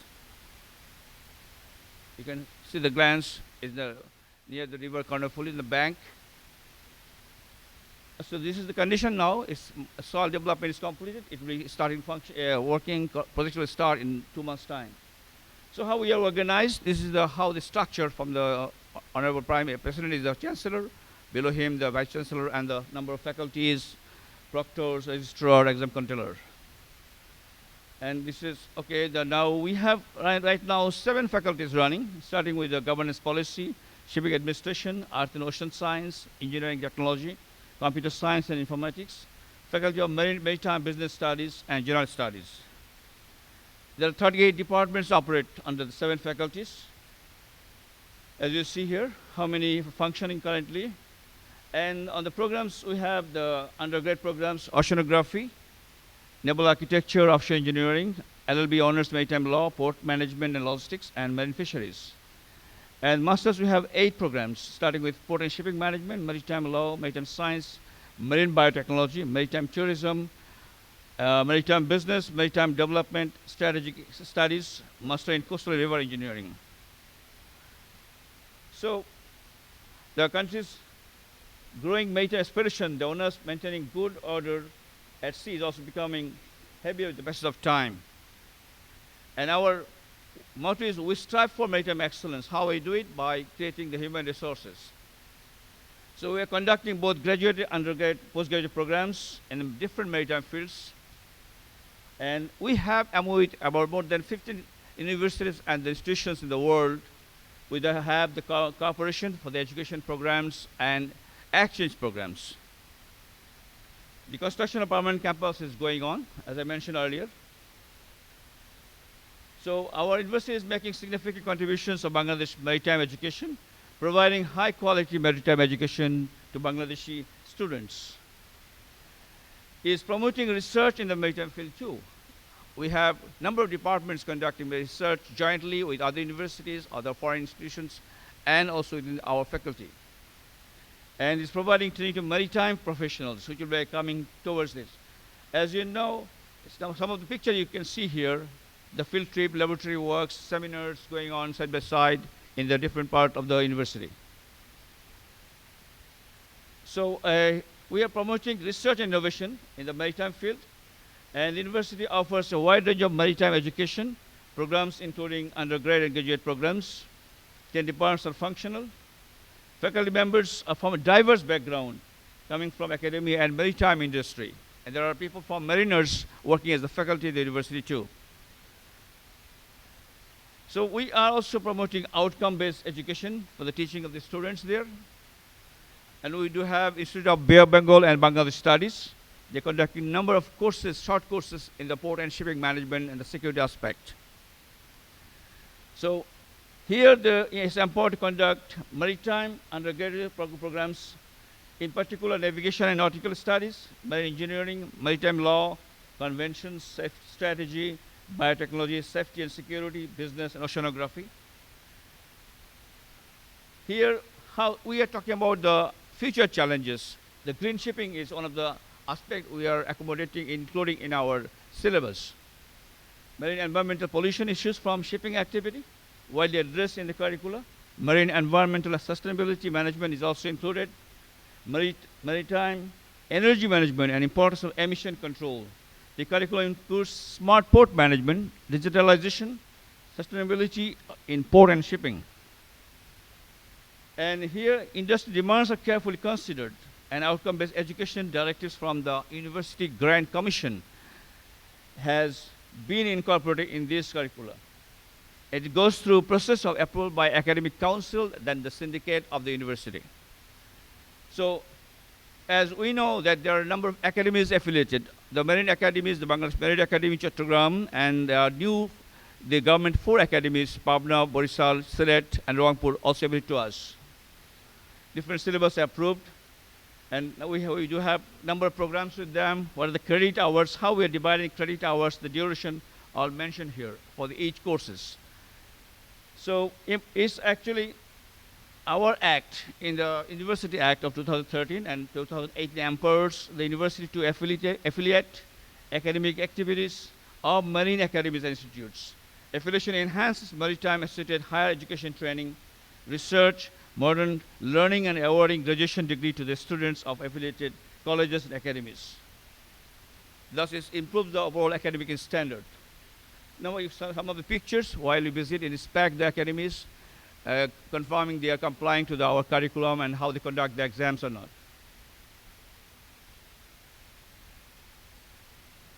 So these are the academies will be coming in next. They also applied for affiliation. Now we are working on inspecting, checking their curriculum, and in few months, once they qualify the requirement of the university, they'll be also affiliated. How many existing cadets in academics in aeronautical engineering we are mentioning here against each of the academies are affiliated to the university. For altogether, how many degrees a program is run? So for passed out from the university is 982 regular students, and 18 graduates, they completed Bachelor of Maritime Studies from the batch 1 to 26, Marine Academy, Chittagong. So to degree completed, so far 1,000 completed the degree under the university. And some other, like Naval Academy, other academies, in the process, we are also inspecting and ensuring they will come to for the affiliation in few months' time. So some of the activities we observe. So the cadets from first to 26 batch of Marine Academy Chittagong face challenges in shore position with less scope of job at higher echelon of different maritime sectors. Graduation program has given mental boost up of the participating candidates of accessibility to post-graduation studies as well as jobs in different organizations home and abroad. So we have introduced the honors program and then again the master's program. It has given the mariners a position globally to position themselves in the shore activities or the shore appointments on different positions too. So you can some of the pictures of different affiliation, and we conducted some graduate programs. You see their statements. What is the feeling of them having done followed the program under the university? So I'll skip those because these are some of the reports. So here periodically we review the syllabus, taking into consideration the new challenges of the shipping sector and other maritime sectors. And outcome-based education I mentioned about. Young seafarer Bangladesh are therefore now more confident in dedicated their sea career with a global competitive mindset. We gradually acquiring high market demand globally by affiliating to the university and providing them the degree and the master's program. So these are the things I will skip. There are simulation, like simulators. The new academy, they do not have the simulators. Government has already started. The shipping ministry has given the instructions. They are acquiring it, and we are helping them how to the simulators will be installed and what the functions they will take, because it's one of the requirements for the academies have the simulators. Okay, as the time is running short, as I was told by the General Secretary, my time has been committed to half, the 20 minutes. So I'm in a round with my slides, but actually I try to get the main points for your kind information. A master's degree adds a value to a well-experienced marine officer, engineer, to further enhance his or her knowledge. And a young seafarer will be motivated to invest in a career which has good academic prospect and new global opportunities. Seafarers achieving master's degree from the university are enhancing their capabilities and knowledge regarding the latest trends in maritime industry. So they get broad ideas regarding maritime law, business, economy, spatial planning, port operations, and maritime strategies. So how the subjects are divided in different credits, and the different duration is mentioned here on the screen. So we are also conducting first ever online master's program for the mariners. How we are doing it? We recognize the special needs for the seafarers and marine professionals, and online education provides access to higher education from ship, abroad, and office. Enhanced career opportunities in port and shipping management industry, opportunity to contribute to the blue economy sectors both nationally and internationally. 48 students are enrolled in the first batch and completed their first semester. They are yet to complete 2 more semesters. And this is the first ever online program the university has undertaken to get the mariners in the master's program. And their classes are scheduled in the weekends and the evening hours, so their jobs are not hampered. They can be always attending their classes. So you can see the names who are doing the master's program now. Many of your colleagues, seniors or your friends are doing the master's program. The first, once it will be successful in conducting, and we shall go for the second program in 1.5 year time. So some of the comments who are doing the master's program, you might know them. They are following it, and there are serious students who are following these online programs too. This is Captain Rafael Al-Shad from 14th batch. So how we are organized, our faculty, these are the faculty you have, the lecturers. These are some of the mariners, some of the people passed from the university, they have become the faculty. I'll be finishing. Done. Okay. So I will skip those slides. Now there are some short courses we conduct in the university, basically like port and shipping studies, port safety and security management, shipbroking and chartering, and ship management, container and warehouse management, etc. So these are some of the seminars with different topics on the blue governance, integrated delta governance, geomorphological features, and blue economy in post-COVID, resilience strategy, etc. Outlook sustainable maritime development and governance too. So here I will end by, okay, you can make it, put the last slide please. So as a time constraint, I will end my talk here today by telling that this university has given a platform for everyone, these particular mariners, to get to know all the maritime operators. The government has given a vision, and we have set up the university. And a good number of mariners working there as faculty, as students, and this is a platform where we can integrate all the maritime professionals in the university. So we are also accommodating those challenges like greenhouse gas emission, like artificial intelligence, digitalization, automation, all coming into play into our new syllabus curricula. So once again, I thank Bangladesh Mariners community of Singapore and the host organizers, the Honorable Chief Guest, and the other keynote speakers for this beautiful session. Thank you very much. Joy Bangla. Now we take the opportunity again to appreciate our sponsors. Please give a round of applause to Huck & Sons. May I request Captain Saidur Rahman to deliver his presentation. Honorable Chief Guest, dignitaries, and the guests, thank you very much for giving opportunity to Huck & Sons to say something about. In fact, most of you know the Huck & Sons, which is a ship manning company in Bangladesh. And we are doing the business since 1947, the Huck & Sons itself. The manning business started in 1971 after the liberation of Bangladesh. It was initially, it was a small, only supplying the few crew to the foreign ships, which used to come to Chittagong port. Then around 80s, the late Mr. Enamul Haq Chowdhury, who is the founder in fact, he started the business of manning in a full scale. Slowly, the Huck & Sons,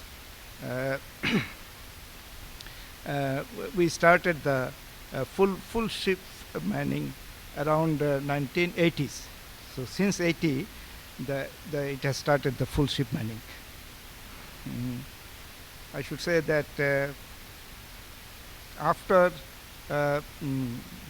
his son, Mr. Emdad, took over the business,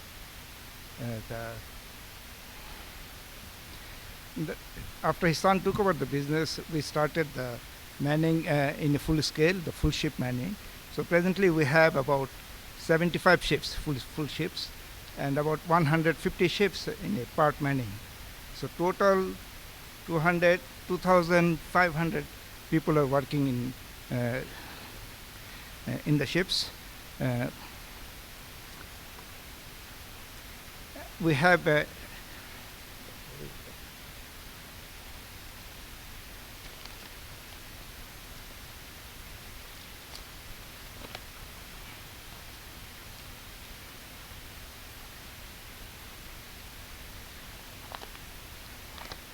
So, okay, 2,500 people are working in the ships at any given time, and a total of 3,000 people we have in our pool.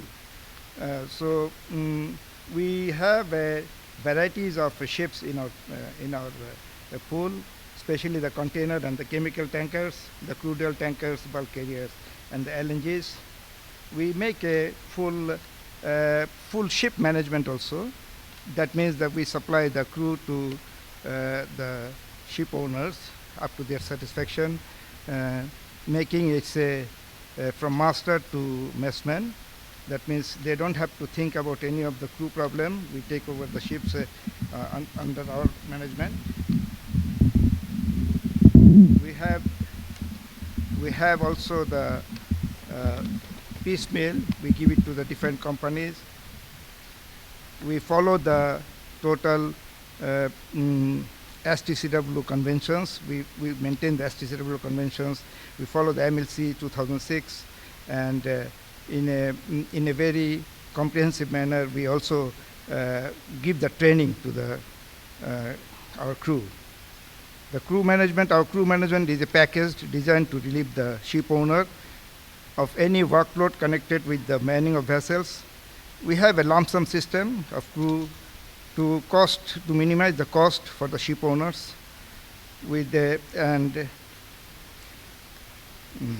So it's a simple thing that we make it easy for the ship owner to run the ship with a qualified crew.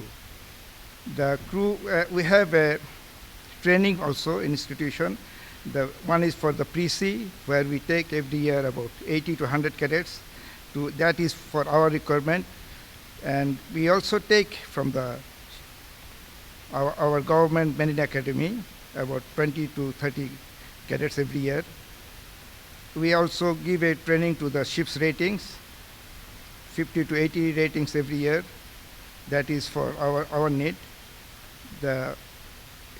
We have another part which is the post-sea training, where we give the different type of STCW course training and other ancillary courses. Okay.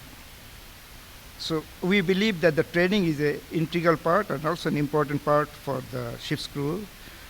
We request our minister here and the Director General of Shipping to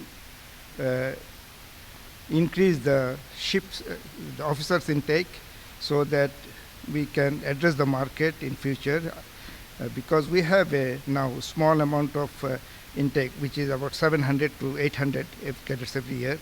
I believe that in future, if you increase it to few thousands, about 1,000 plus or 2,000, then in the next few years we can also be in the market with a large number of officers, so that we can give the employment. So I have a limited time. Thank you very much. Thank you. Okay, thank you very much, Captain Saidur Rahman. Ladies and gentlemen, today we have amongst us the Director General of Shipping, Government of People's Republic of Bangladesh, Commodore Muhammad Maqsood Alam. He joined in the Bangladesh Navy in 1990 and was commissioned in the engineering branch in 1992. He holds a degree in mechanical engineering from BUET and 3 master's degrees in governance studies, defense studies, security and development. His expertise expanded globally through courses in the USA, Germany and China. Commodore Maqsood served as a director at Coast Guard headquarters. He also held significant roles at naval headquarters and naval plants. Notably, he served as principal of Sylhet Cadet College. He earned esteemed awards for his contributions to Bangladesh Navy and Coast Guard. Despite very important daily schedule as DG, Commodore Maqsood been so kind to accept our invitation and he joined the seminar. May I request Commodore Maqsood to come on the stage and deliver his speech. A warm round of applause to Commodore Maqsood. Thank you very much. During the start of the seminar, I thought the sea is very cool, calm, but now I find the sea has become very rough because the presentation that I have made, many things have been covered through my predecessors, and I find that I will traverse from first slide to last slide, then I have to come to the first slide again. So I find that it is a very rough sea for me. Respected State Minister of Shipping of Bangladesh, Mr. Khalid Mahmud Chowdhury MP, Chairman IMEC, Captain Bilal, President of BMCS and committee members, learned panel of speakers, and august gathering. Assalamu alaikum and very good evening.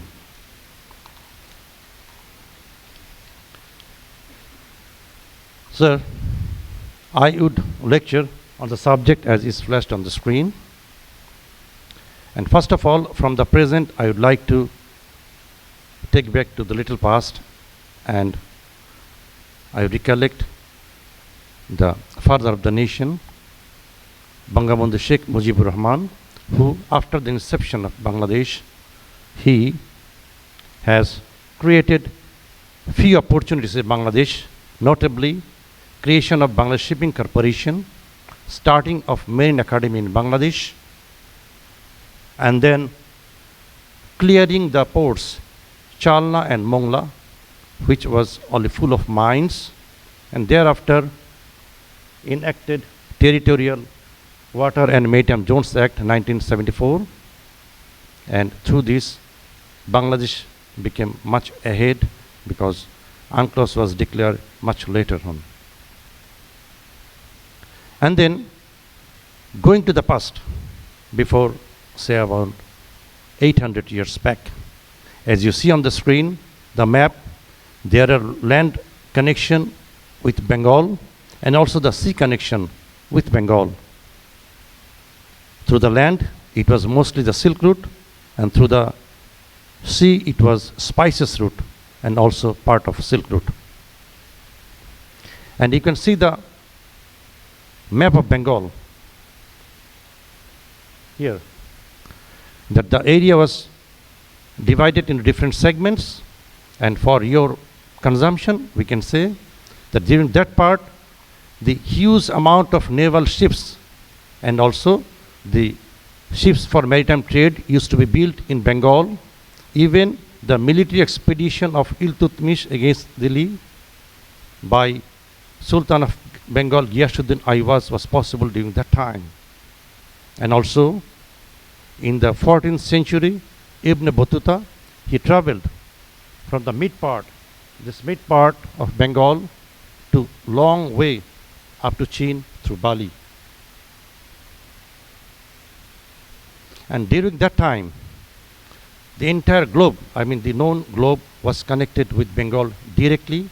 There were two seaports, namely one is now at the middle of the Bangladesh, that is Sonargaon was the main seaport, and all the secondary seaport at Chittagong, which used to be called later stage even Shetgong. So this is the history, rich history what we have, and for your consumption, I would like to say still today, when we go to China and the Chinese, people ask, you are from where? We call it Bangladesh. Then say okay, you are Munjala Gua or Munjala Rin. So this Munjala word means the land of rivers or land of waters. That is to say that water is with us in our everyday life. We live with water, we see water, and we move with water. And you know that Bangladesh is strategically situated in certain part in South Asia, and you can see here is the Bangladesh, and it is connected with many countries through, we have borders with India in the three sides, a little part with Myanmar, but you see this entire area, huge area, there are, there are need of connectivity with the sea, which can be compensated, supplemented through the ports of Bangladesh. And please remember this map, and we will have a little more elaboration in the course of my presentation. With this, the aim of my presentation is as flashed on the screen, and it will be unfolded in the scope as shown on the screen, and I will take about 15 minutes. As you can see on the screen, that BIMCO, it has one statistics where it is said that there will be acute shortage of certified officers despite the gradual growth since 2015, and more than 89,000 officers will be required by 2026. Now, coming to the genetic factors, as you all know, a seafaring nation needs many things. That a seafaring tradition, will have sufficient young population, and also STCW and other compliant training facilities with examination certificate system, and that certificate must be recognized with globally. And the professional seafarers employment agencies should be closely connected with the institutions and the governments, and a smooth visa process is also another requirement, and no desertion culture. Now, despite all this, maintaining all this, is the number of seafarers satisfactory at this moment? I'm sure it is not. That is why the conference was held in Philippines in June, and it came up that we need collaboration and to enhance the number of seafarers globally. Now, coming to the Bangladesh, as I said, is a traditional seafaring nation. Even before 1947, Bangladesh used to contribute 50,000 seafarers. And currently, although it is a meager amount in relation with the global requirement, we have around 19,000 seafarers, and 50% of those remain engaged throughout the time. As I said, that in the core of Bangladeshi people, the water, is in our heart. As you can see here, apart from our flag vessel, it is only 97, but we have coastal vessel, which is 560, trawlers 264, inland vessel registered is near to 70,000. We have 450 rivers in Bangladesh, and actually, if we count small canals, it comes about even 1,000 through which our boats and so many inland watercrafts passes, and the inland and other cruise are more than 100,000. From our statistics, as a seafarer, those who are going to sea at a time, we have more than 8,000 crew available. At this moment, as you can see, the officers community is near to 6,000, and the other crews are 3,600. They are at present on board many ships around the world. So as we said, that the strength we have, that at this moment, traditionally we are seafaring nation. We have young population, that is said that 40% of our population having age level below 40. We have in total 16 maritime academies and also maritime institutes, in total 16. Among them, we have 5 marine academy from the government sector. Actually, it is 6, including our fisheries academy, and then 3 in the private sector. And we have in total 7 maritime institutes, among which 2 are government owned and 5 are privately owned. In total, every year at this moment, we are producing around 2,200 seafarers, and it can be extended even to double if we have requirement globally, and if we can connect ourselves globally with the employers. And also it was said that Bangladesh Sheikh Mujibur Rahman Maritime University, it has created opportunities for research and development and also enhancement of our seafarers' capacity.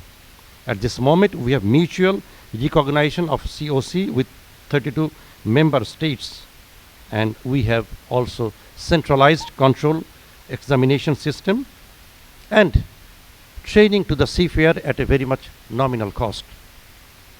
You can have some glimpses of our training facilities in the private and also the public sector.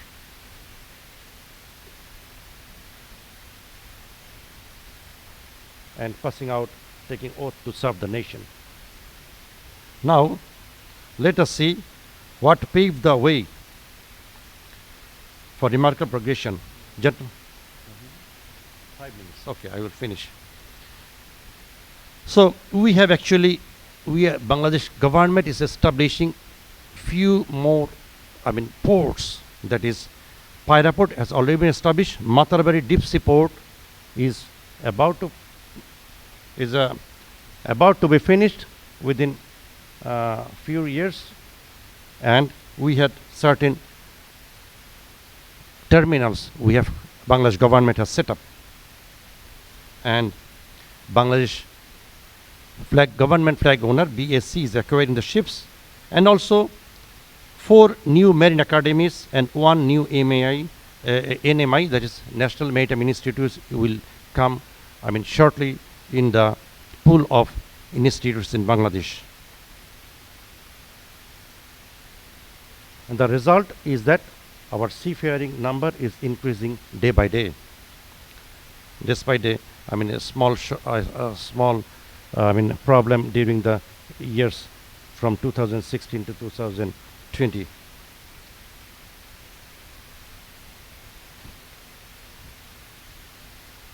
So I've already covered this one.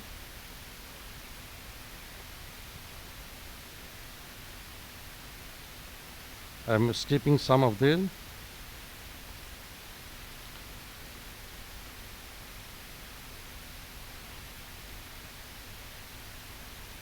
So the future of seafaring is very much bright in Bangladesh, because government has given huge priority on this area. As you have learned, that government is investing, only the students, they are paying 1 lakh per year, and government is paying 4 times for their training. And Flag Vessel Protection Act is already there, and it has imposed certain requirement on the employers of foreign flag vessels. As I can flash you back to the earlier map. Bangladesh is having 7 sisters of India. It will be connected with the seaport of Bangladesh to get their trade. There are certain bilateral agreement has already been done. And Matarbari port, this huge potentials of Matarbari port will also be used for that. So in the future, the trade volume through Bangladesh will enhance. Therefore, if any ship plies within the Bangladesh for more than 3 months, then it is to employ 50% of the seafarer from Bangladesh. If it applies constantly more than 1 year, it is to take 100% of its crew from Bangladesh. So these are the actually requirement, and I'm sure that in the future, as the trade volume will go be much higher, and you can think of taking Bangladeshi crew, and you can plan your future taking Bangladeshi crew on board.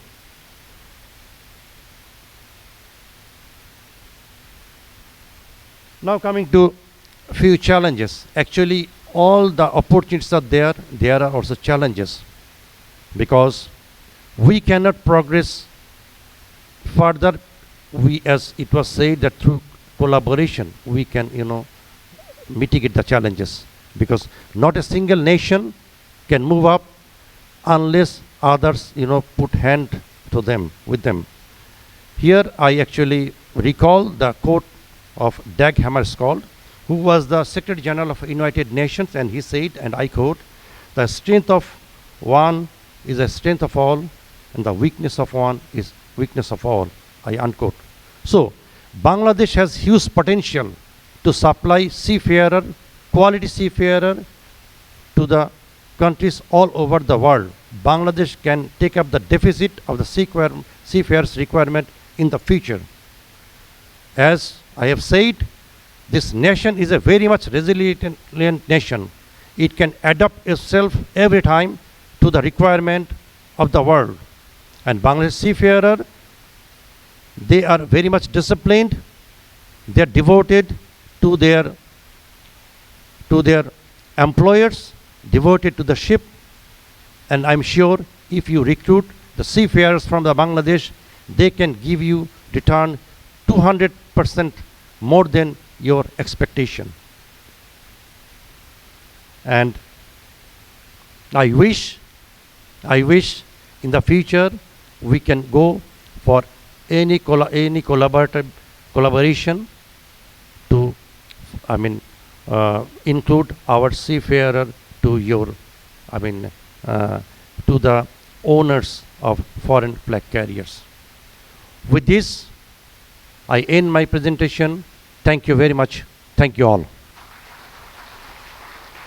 Ladies and gentlemen, this is the time to listen from one of the commandants of the leading private academies in Bangladesh,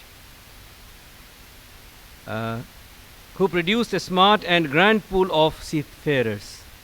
Captain Zaki Ahad is a graduate of 14th batch of Bangladesh Marine Academy with distinction.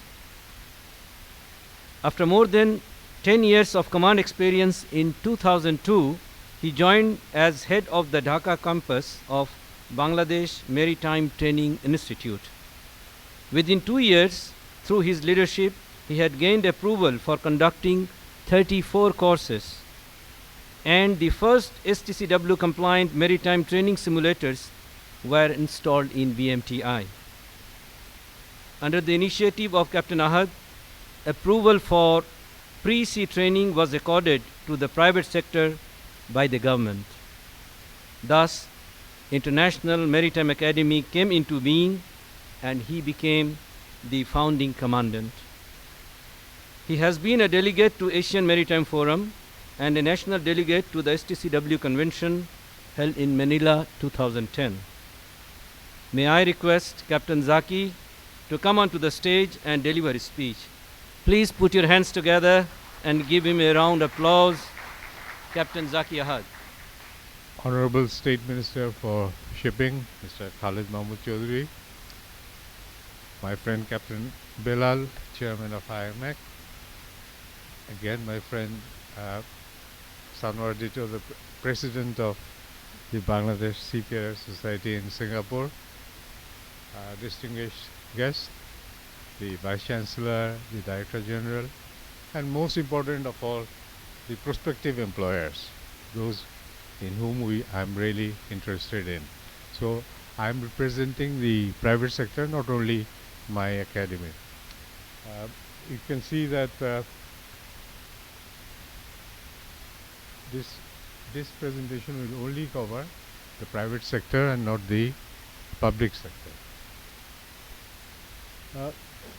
Private sector maritime training was basically allowed by the government to comply with the requirement of STCW 1995, which was being enforced in 2001, and the public sector did not have the capacity to train so many seafarers in such a short duration of time.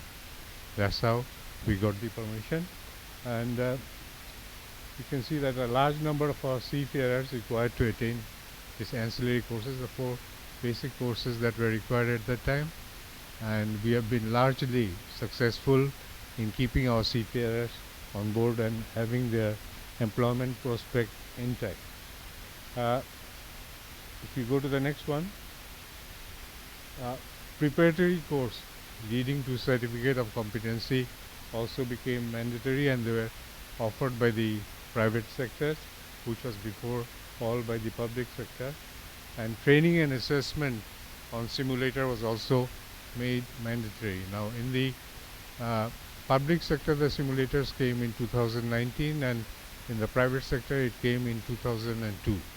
So the private sector was leading in way of getting the marine simulators in place and having the simulator training required by the convention on time. In 2008, we convinced the government, of course we are grateful, we convinced the government that pre-sea training should also be allowed for the private sector. The reason being, if you can have engineering or medical science by the private sector, why you cannot have maritime training? And if you look at the neighboring country like India, you will see that about almost 98% of the academies are private, and maybe 2 or 3 academies and universities are held by the government. So in 2011, the government made it mandatory that we should have 2 years pre-sea training. Before that, someone was doing 6 months and someone was doing 1 year, but for all maritime training academies to have 2 years pre-sea training before joining ship was made mandatory in 2011, and this enabled a faster turnover. That means the cadets only required 12 months of sea time. In 2013, of course, the Vice Chancellor is here, and the Maritime University was established, and this opened a new arena to further our education. I'll be coming on to it. I mean, we have been accorded approval to conduct the undergraduate program since 21st of October 2021. So our cadets, the cadets that are in our academy, in my academy, in International Maritime Academy, others are also to follow. So they are getting this degree program, BSc Honours in Nautical Science and BSc in Marine Engineering. So that's an added value. And then in 2013, we also started training ratings. Currently, of course, we don't admit so many ratings. The shortage of officers is actually more acute now, which will come in a later slide. There are 7 private maritime training institutes in Bangladesh. Out of these 7, 2 provide only pre-sea courses, and the other 5 offer both pre and post-sea courses. The biggest operator is Bangladesh Maritime Training Institute for post-sea, and its sister concern International Maritime Academy, and of course I am the commandant, so I am beating my own drum a little bit.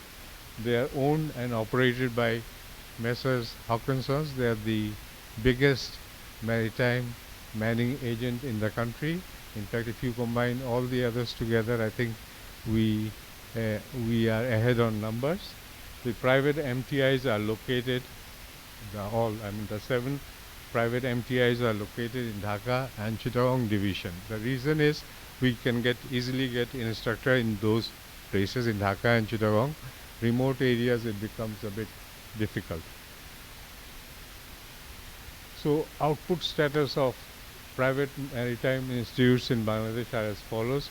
You can see that pre-sea deck and engineering cadets 1,204, majority from my academy, International Maritime Academy, and then pre-sea ratings in different categories 1576, and junior electrotechnical officers 141. Currently under training in private MTIs in Bangladesh, we have 207 pre-C cadets, majority is with me, and then pre-C ratings in different categories, 333. Over there I am minority. This number can be doubled very easily within a very short span of time, but there is a government policy on it that whoever is trained in the private maritime training institutes must be employed by the institute. So that's the catch. See, we cannot, I mean, without employment, if we train somebody and he remains unemployed, that's terrible, and we don't receive government subsidies, but we operate on good capacity, perhaps as much as we can digest. At least now the contribution of the private MTIs, if you look, at least half of the mandatory courses at support and operation level are conducted in private MTIs. Almost all the management level courses are conducted in private MTIs, and 5 of the institute in private sectors have class approved simulators. And we also do tailor-made course for various companies, in-house courses for many companies. One example can be that some companies are not keeping electrotechnical officers on board anymore, right? So we are training the marine engineers, giving them further knowledge on electrotechnology and electrical science, so that they can make redundant with the ETOs. And then we also had overseas students from India, Sri Lanka, Pakistan, Ghana, Fiji, Nigeria, and Iran who have attended private MTIs. Our training, it complies strictly with STCW convention. Model courses are followed. Strict monitoring is carried out by the department. In fact, in all classrooms we have these IP cameras, and they are being monitored by the Department of Shipping, which is, of course, which proves that we are quite sincere. In addition, there are audits performed by the government for renewal of courses, and audits are carried out by the Maritime Administration, as well as quality assurance certificate by ISCS members. For IMA, it is DNV. Advantages of Bangladeshi seafarers. Why you'll take Bangladeshi seafarers? Well, the training imparted is in English, which is our second language, and therefore there is ease of communication. This is number one. Second one is Bangladeshi seafarers are obedient and not argumentative. Third one is they are not involved in vices and drug abuse. They are adaptive to changes. Technically, they are more sound than from many other countries. That's my version, of course, you can argue. And they are loyal to their company they serve, and the retentive rate is excellent. In fact, for our cadets, I think we have a retentive rate of 95%. We offer them a career, right? Even though we don't get any financial support from the government, we are still in demand. Then, if you want to brand Bangladeshi seafarers, what you can see is that during the COVID pandemic affecting the whole world, because of the proactive policy of the government, I must thank the Department of Shipping for that Bangladeshis were able to take over whole vessels in Bangladeshi port from foreign seafarers. And then the immense number of ships sailing with our crew that started with only one person in one ship, right? Slowly, due to our reputation, the whole ship was manned by Bangladeshis, and then handling of emergency situation on board by our seafarers is commendable for the reputation of the company they serve, and this has been highlighted in the conflict in Europe. And then our seafarers are known to handle PSC inspections very well. I think we have a reasonably good record. Now the next one is we have a significant number of seafarers in the fleet, and this gives us please. Okay. Because of the number, when the number of seafarers in a particular company increases, they try to bring in 1 or 2 Bangladeshi supers, many of who are present here, right, in their office also, and gradually the employment prospect improves. If you see the number of seafarers employed ashore in Singapore, it's quite a significant number. Similar cluster of shore-based seafarers exist in Australia, UK, USA, and Canada. And as for our maritime teaching faculty, they are employed in UK, UAE, Ireland, Canada, Liberia, and now I think one is joining in Malta. This is what I've copied from the internet, and you can see that there's a 9% shortfall of officers this year. This is from the Drury report. It's available on the net, right? And this number is actually quite significant. Now, of course, we don't have the capacity of fulfilling all the 9%, but we can at least double our intake capacity within the next few years, and then probably, as I'm sure the minister, the honorable minister would agree, that by 2041 we should have a very sizable number of seafarers from Bangladesh.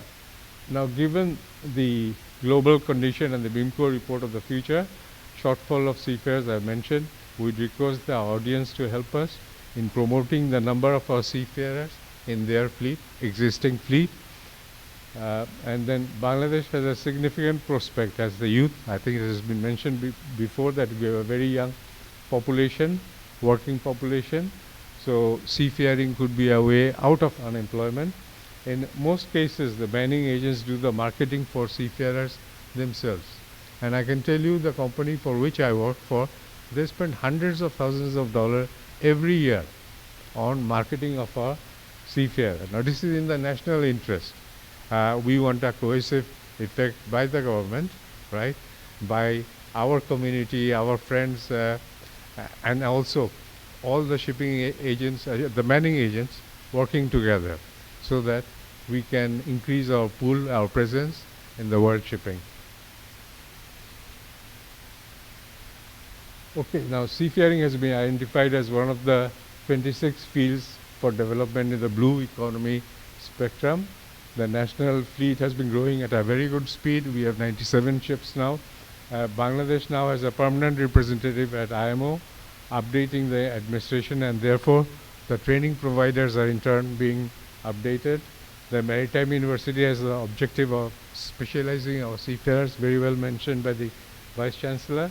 The pillars for sustainability is there, and therefore we see no reason as to why the sustainable growth cannot be maintained. Now, new challenges towards decarbonization, that is a challenge that is going to come in very near future. The private sector, and in one of the private sector, let's mention the name is Bangladesh Maritime Training Institute. We have installed the dual fuel simulator. The challenge lies in the fact that for the advanced course, you require to do at least one bunker operation and 1 month of sea service. I would request the audience to help us in this respect. Otherwise, we will not be able to overcome this challenge. And then we seek assistance for this particular program, which is, we have a plan in place, but I think that plan will be outpaced by the demand. So it is important that the community helps us. We seek assistance for this particular problem, even though we have a plan in place. It is sincerely hoped that we shall be able to overcome this challenge as more vessels operate on dual fuel engine. Okay, now the conclusion. The infrastructure for increasing maritime training, the platform for proper education and monitoring, it exists in Bangladesh. The government as facilitator is more than willing to play its part in the improvement of manpower sector, particularly for seafaring. We are grateful to the department. It is now up to the ship owners, managers, to see for themselves the enhancement of the system. and choose Bangladesh as their next nation for crewing of vessels. And the last thing that I would like to say is that we assure you of our honest intention and you'll not be disappointed. Thank you so much. Thank you very much indeed, Captain Zaki Ahad, for such a nice delivery. And I could see he was really seeking for something. And I hope it has reached to you. Ladies and gentlemen, it is again our time to appreciate our sponsors. Please give a round of applause to Mass Marine Academy. May I request Mr. Saim for his presentation. I would like to thank the organizers, guests of honor, and all the participants present. My name is Abdullah Muhammad Saim. I'm the Director of Operation of Mars Group.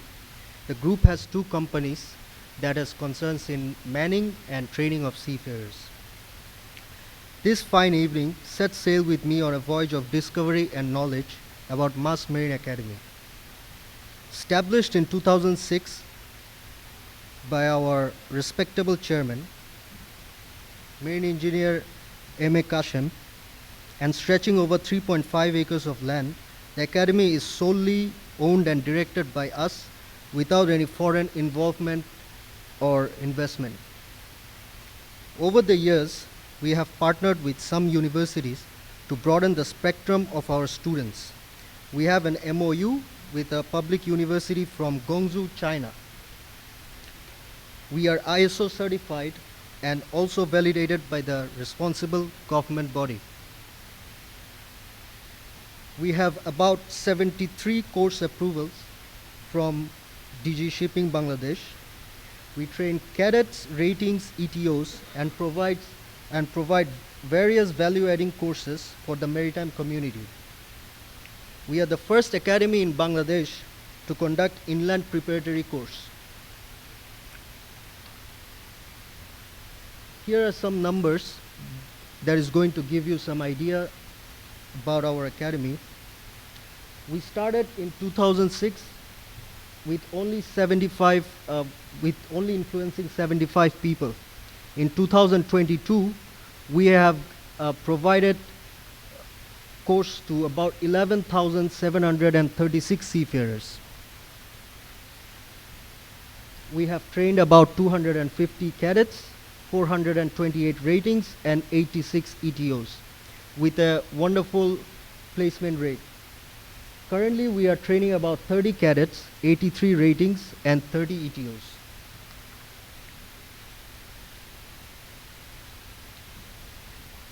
What is our vision for the new generation of seafarers and what we are doing about it? According to me, a good intake can make a huge difference for the quality of seafarers. And we are taking steps to promote the maritime industry to highly capable students. To give you an essence of it, two students in our academy is from my school. Those of you from Bangladesh know Rajuk Uttara Model College. It is one of the top schools in Bangladesh for board results. Our focus of training, of course, we are providing experienced teachers, comprehensive curriculum, well-stacked library, and access to modern simulators and workshop. But apart from that, we make sure discipline and safety emphasized mindset is stamped to their character. Our adjutant with his team of ex-Navy officers are responsible for it. Next, we are also thinking about the mental health, which is a rising problem in the current times. And since seafarers live in isolated conditions in the ships, it is important that they have detailed knowledge about mental health and how to cope with mental health issues.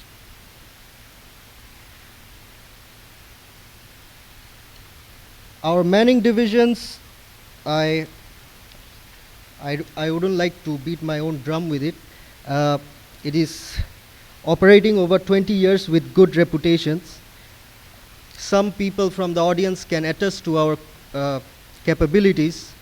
Like Captain Ronokul, we just worked before few days, before Eid, we managed to organize a full set of crew for them, Capella Ship Management, in just 2 days. And those of you from Bangladesh, you know that Eid is a very important festival for my people.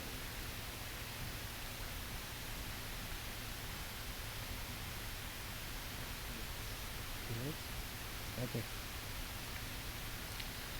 I'd like to share an interesting story which is relating to the subject of this seminar.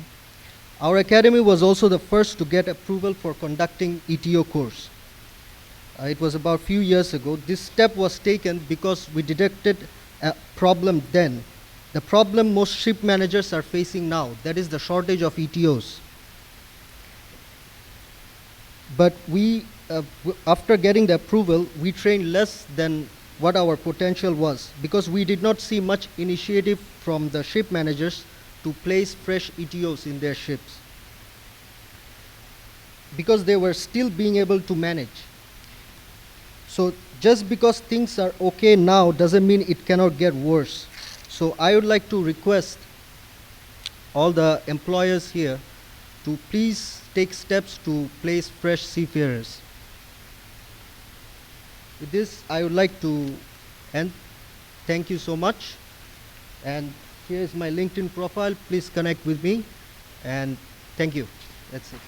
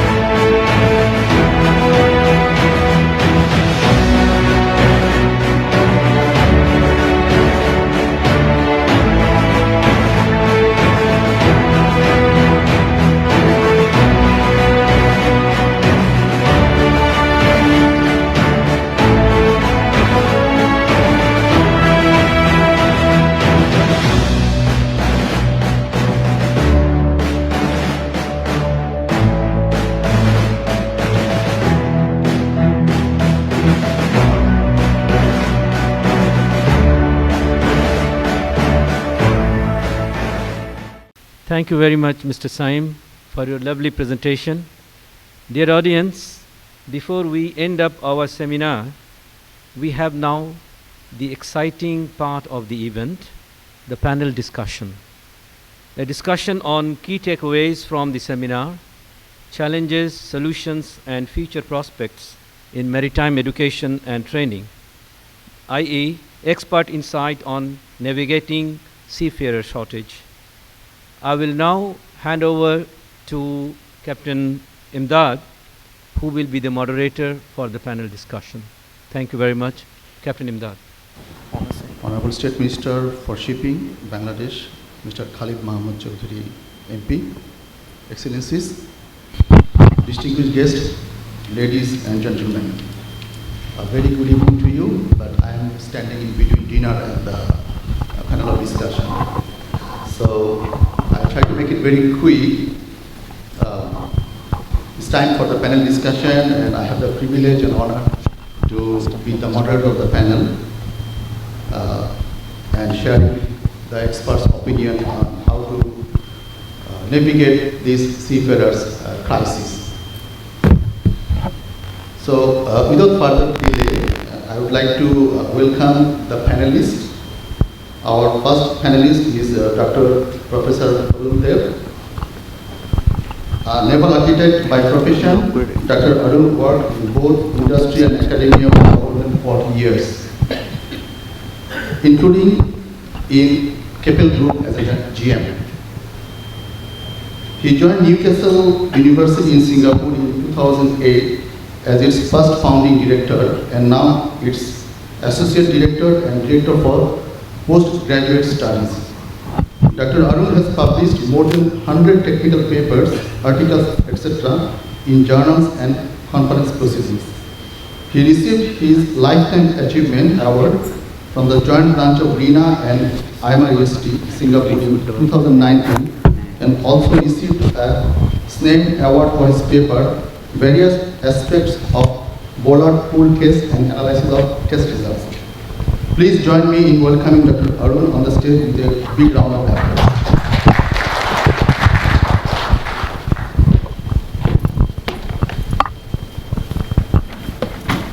Our next panelist is Captain Belal Ahmed, Chairman of IMEC. I think he doesn't need any introduction, but I would like to thank him for his contribution on seafarers training and support for their cause. Please show your appreciation and join with me a big hand welcoming Captain Belal.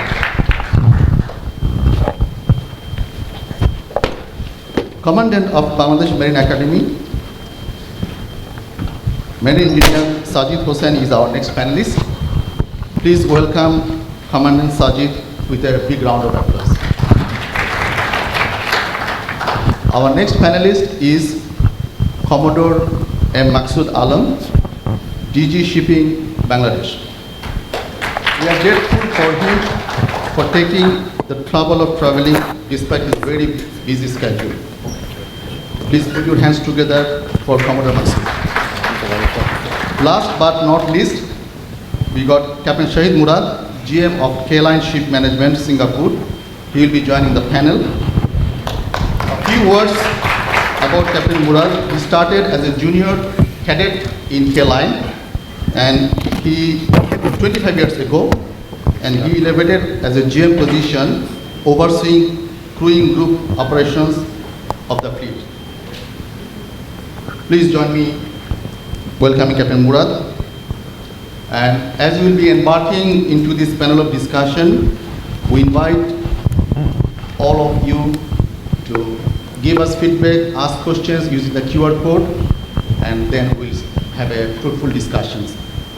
Okay, the question is, being so close to Bangladeshi seafarer, I mean, you have been in shipyard as an academia now, in the maritime industry and academia, how do you see the capacity of Bangladeshi seafarers in international market? Okay, thank you, Captain Imdad. I have not been in Bangladesh for many years. After 12 years, I visited in only last year, December. And because I have a project now in Bangladesh connected with the safe environment of ship recycling and from the Royal Academy. So just now, day before yesterday, I also came back. I think Bangladesh has been very successful as far as I know, because I am a naval architect, in sending many naval architects overseas. And Bangladesh Academy, which is I think quite old, I think since it was there since Pakistan period, I remember. And they have produced over the years and very good marine engineers as well as nautical officers. And Bangladesh also has the potential of seafarers. So now what I know today that that there are going to be 4 additional government aided academy, and there are already 7 private academies. So with them, there is a great potential. But all of you must remember one thing, that there is a rapid change in the world's development. So I want to put one emphasis on the UN Sustainable Development Goal. That's 17 goals we have. Many of them affect Bangladesh, including one of them is climate change and ocean. So in the course and curriculum, you have to bring that, you know. So one of the biggest issues is emission, and then for shipping, decarbonization, digitalization, cybersecurity, all these are very important, you know. So those you need to bring. The second thing that you need to emphasize on the diversity, I mean, we need much more female participation in all education, including maritime education, like any other sector, like garment sector, which is totally controlled by women. So that is also important. The other thing is that now COVID has taught us that remote teaching is possible. So you should tap on all the Bangladeshi people residing overseas, various expertise and all these things, to tap on their knowledge and to arrange online seminar classes or even particular modules. I was in Buet, and they requested me to give some lectures because they want to start a new MSc in ocean engineering. So I said, no problem, you don't have to pay me a single taka, I don't need that. Yeah. So this kind of opportunities are now exist. Even say Main Academy, which is the oldest and the most experienced, they can share their lectures with other academy students. They can put a sort of a repository where the students of other private and government-aided academy can go and harness the knowledge. So there are many opportunities, and I think Bangladeshi people are very wonderful people. There are a lot of workers in Singapore. When I was in shipyard, they have come here as a worker. Now they are good officers, good engineers. Even some of them adopted Singapore as home, like me. So there are tremendous potential for Bangladesh. Yeah. Unfortunately, I'm not a Bangladeshi anymore, but my heart and mind is there always. Thank you. Thank you, Dr. Arun. I think the next question is very close to this. Is from Mr. Hu Neng Hu of RINA. His question is, can you introduce the education system for the quality of seafarers in Bangladesh and the plan in place to increase the number of seafarers? I suppose the question goes to Commodore Maksud. Possibly, if you could take this question, please. Thank you very much. Actually, the education system, it comprises two parts mainly. One for the officers, I mean those who will become officer in the merchant marine, and also the other crews. For the crews, basically they have to complete SSC, that is Secondary School Certificate Examination, and then they can be enrolled. A nationwide competitive examination is taken, and they are enrolled in national maritime institutes, both in private and also in public sector. And for the officers, they have to complete higher secondary certificate examination, and a nationwide examination is also taken, and they are enrolled for the marine academies. So these are the basic preliminary stream. Other than that, other people can also join as both crew and also officers, like from the Navy and from other sources as well. And on completion of their academic training, they are basically being enrolled to different ships for their post-sea part. And that is in nutshell. Thank you very much. Thank you, DG Shipping. Sir, I hope maybe Commandant Sajid sir could add something on it, because he has been in the academic area for many years. If you could just add few other things with him. Thank you. To supplement that one, basic question comes again.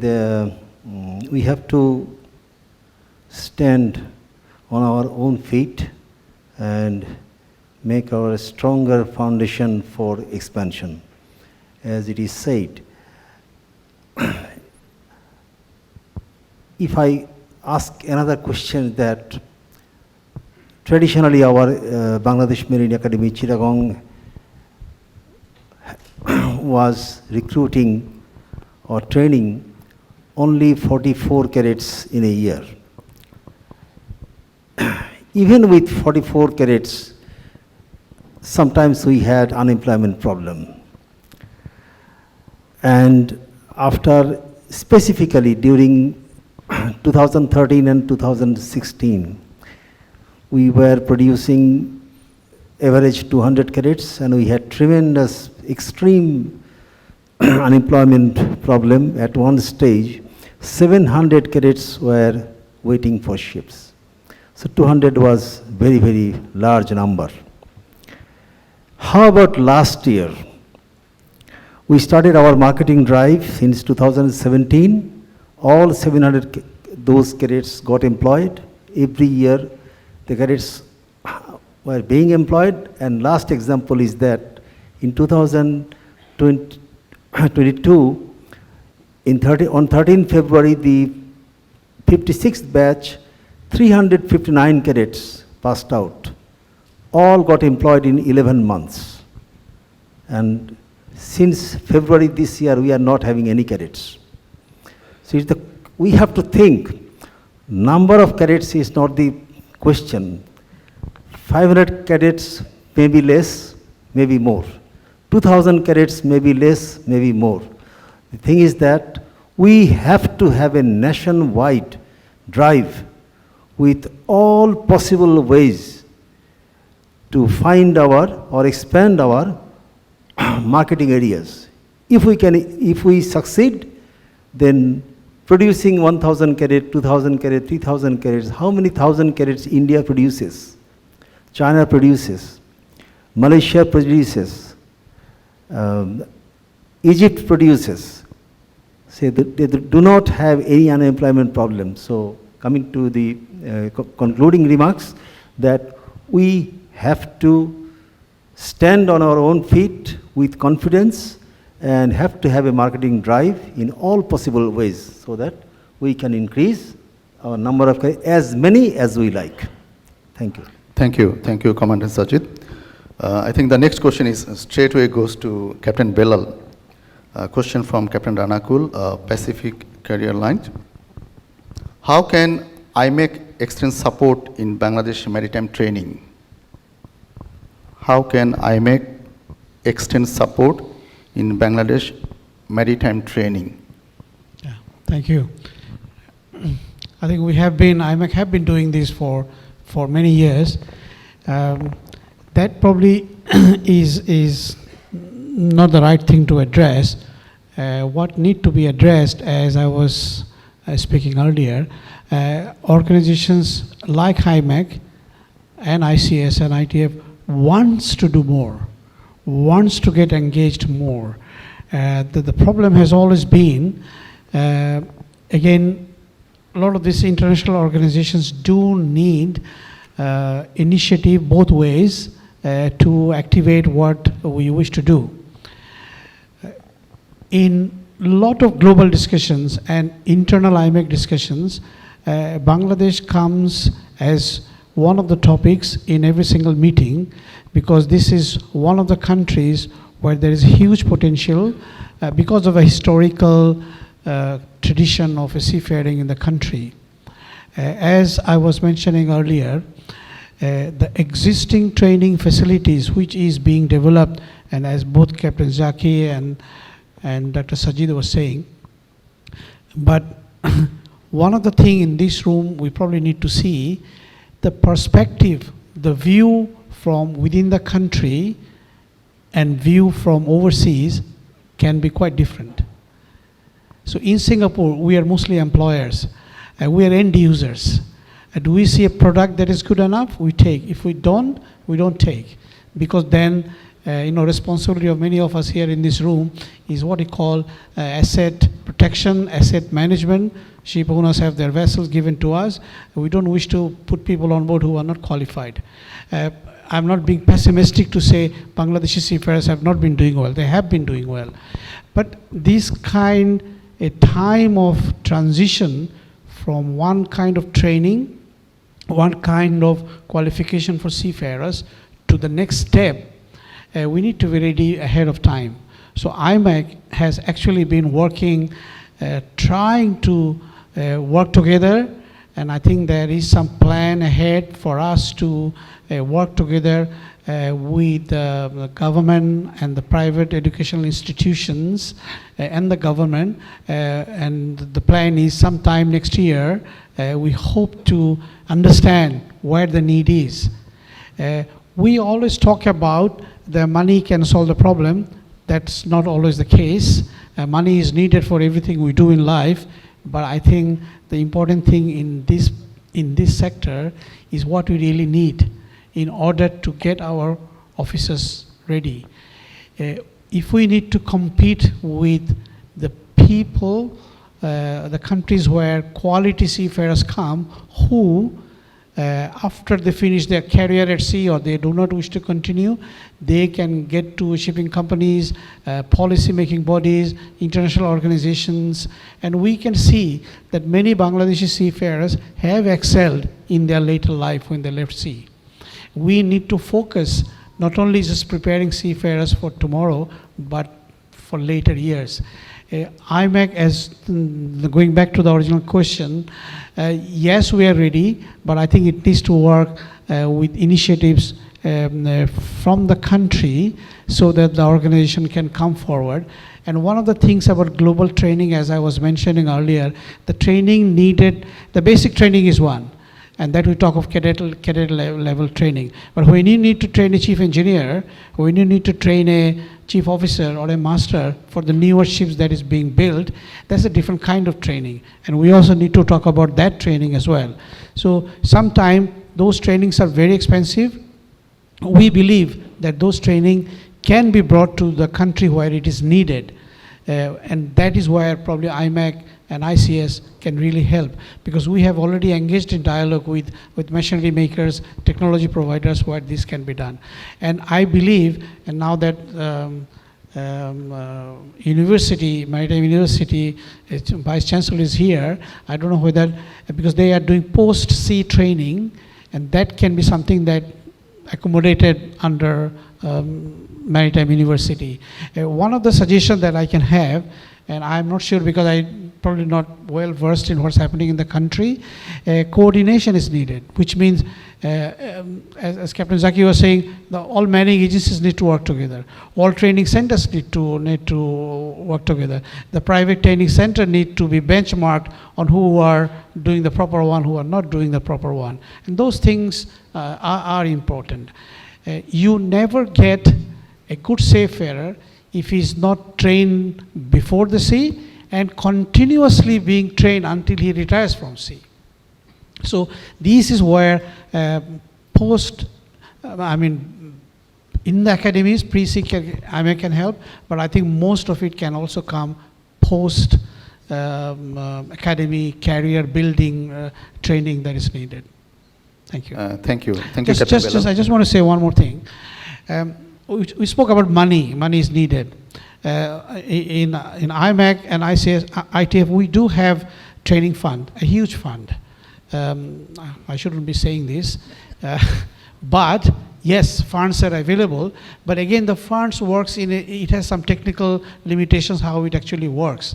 So nothing is free, but we can be partner with financial support for institutions, for individual shipping companies who has their own training facility to develop those facilities. Thank you, Captain Belal. IMEC got fund, and we have in this room our Honorable State Minister of Shipping, Director General of Shipping, and Vice Chancellor of Bangabandhu Sheikh Mujibur Rahman Maritime University. I think you all are listening to this. So we are hoping that in future, the fund can be produced in the betterment of Bangladeshi maritime education, and wish to see in near future. The next question, I got 29 questions in my laptop, now, in my pad. I'm afraid I won't be able to finish all, but in the meantime, if I could just request our respected panelists to make a bit short and sweet. The next question is from Mr. Go Chung Han of PIL, Pacific International Lines. Are there major shipping companies who invest in maritime training institutions in Bangladesh in order to train cadets for their own fleet? My closest man, Captain Shahid Murad, I think, is the right person to answer this question, sir. Thank you. Good evening. I think we are just late for the dinner. K-Line, actually, I think as you have heard, I started as a junior officer last 25 years. K-Line is one of the Japan's shipping company. We've been involved with the employment of Bangladeshi, our seafarers, especially cadet recruitment. We started actually in 2007. Till today, we have more than 147 officers taken from Bangladesh Marine Academy and also International Maritime Academy.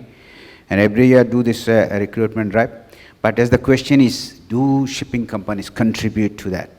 Honestly speaking, any shipping company, myself as a customer, as a shipping company, when a seafarer goes, doesn't matter he's from Bangladesh, he's from Philippines, he's from India. Because the moment I put him on my ship, I judge him at the same level. So my expectation is each seafarer should have the same level. So, but my expectation, if I have to, as a ship manager, I have to put myself in, I have to put some contribution towards the training also. As a K-Line, we do contribute a lot, like we have got partnership with the Bangladeshi, IMA, Maritime Academy. Now, half of our actually container ships are being manned by Bangladeshi officers. And as a pilot program, actually a few years back, we thought we had to, of our Japan flag 14,000 TU vessels, we don't want to have any more electrical officer on the ships. So we needed to train our engineers with that knowledge. So we had got actually with the Daikin, we got a reform simulator, live simulator we brought from Japan to that institute. We have given a lot of other our company-specific equipments to the training institute, and we are following a company training matrix. I thank Captain Belalson because at the beginning he mentioned one point. As a training institute, if we are sticking to only the STCW, it's not going to work. When I go in a market, I don't look at STCW. I want to have some benefit beyond that. I want an engineer, when I get from Bangladesh, you should be able to have the knowledge of doing electrical job also. I compare him with my Filipino counterpart, I compare him with my Indian counterpart. So as a company, we do contribute, but we had seen as an organization that such contribution has helped us. As I said, our Bangladeshi officers are doing great, and we have got today a 94% retention of our Bangladeshi officers. So as a company, I think once we make our contribution, we can get this one. But it has to be in a constant stream. Thank you. Thank you, Captain Murad. The next question came from Captain Gaurav Kapoor of PCL.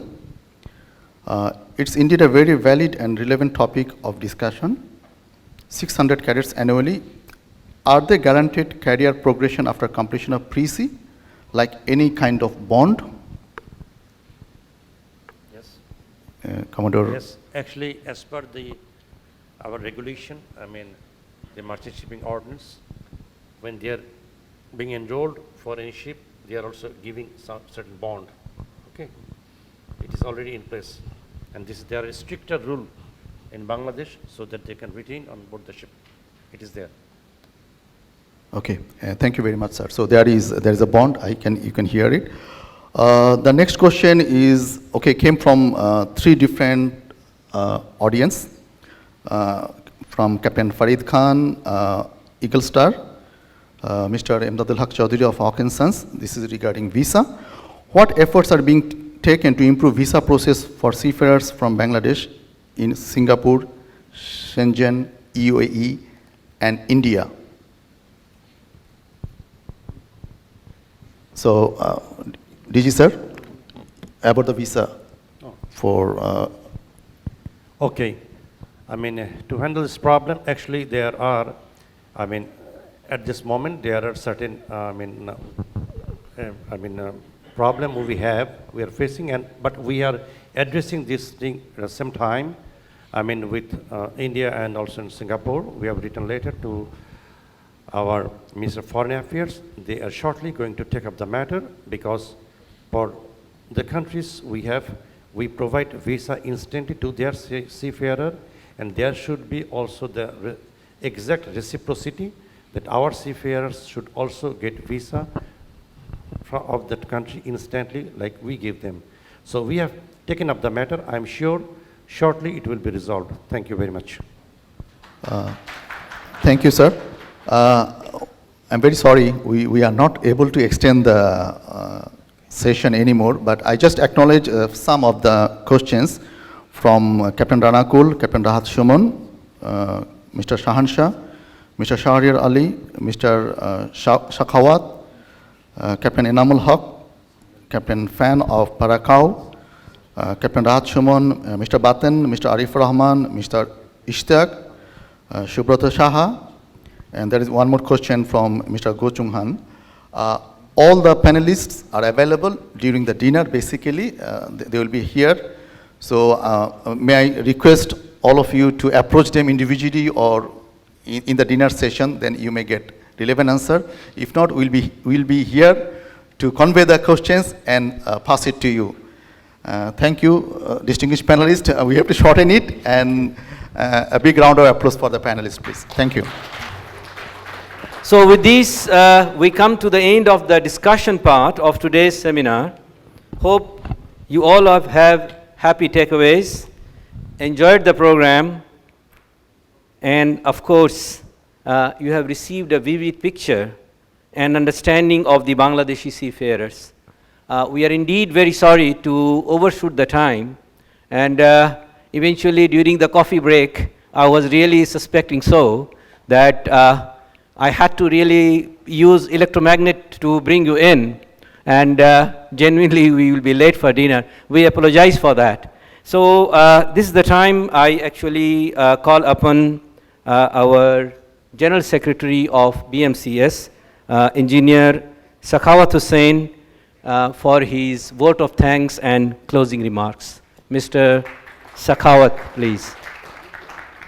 Good evening, everyone. I think it's time for dinner. Today's guest of honor, Honorable State Minister for Shipping, Mr. Khalid Mahmud Chowdhury MP, keynote speakers, Captain Belal Ahmed, IMEC Chairman, Dr. Sajid Hossain, Commandant Bangladesh Marine Academy, Rear Admiral Muhammad Musa, Vice Chancellor, Bangabandhu Sheikh Mujibur Rahman, Maritime University, guest speaker, Commodore Maksud Alam, Director General, Department of Shipping, Bangladesh, Captain Jaki Ahad, Commandant International Maritime Academy, panelist, ship manager, ship owner, regulatory bodies, FIMarEST, RINA, sponsors, True Marine, Hawkinsons, Mass Marine, NAF Marine. I express my sincere gratitude to all of you for your kind presence and insightful speech, which highlight the pressing matter of shortage of seafarer. Your speech has brought attention to Bangladesh's significant potential in the field of maritime education and training. This seminar has truly served as a platform to discuss, collaborate, and formulate actionable steps towards navigating the challenge successfully. According to the latest ICS BIMCO study, there will be a shortage of 96,000 seafarers by 2026. That's a huge challenge. Bangladesh government has recognized the importance of maritime education and training to address the growing demands of the global maritime industry. Recent past, Bangladesh established 4 new marine academy. I believe the graduates from various marine academy and private academy will contribute to the maritime industry.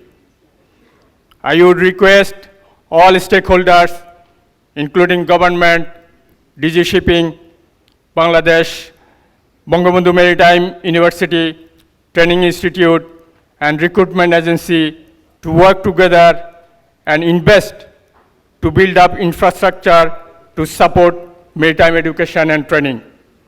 Let's work together to secure a skilled maritime seafarer for a thriving global shipping industry.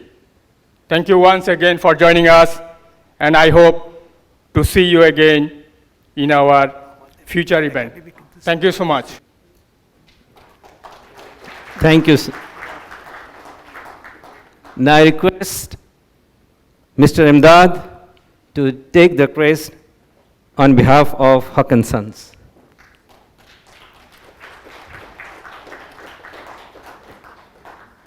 Now I request Mr. Jonathan Go to receive the crest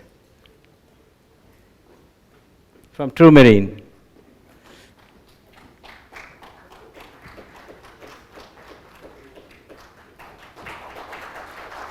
Now I request Mr. Sajid to come on the stage and to receive the crest from the guest of honor.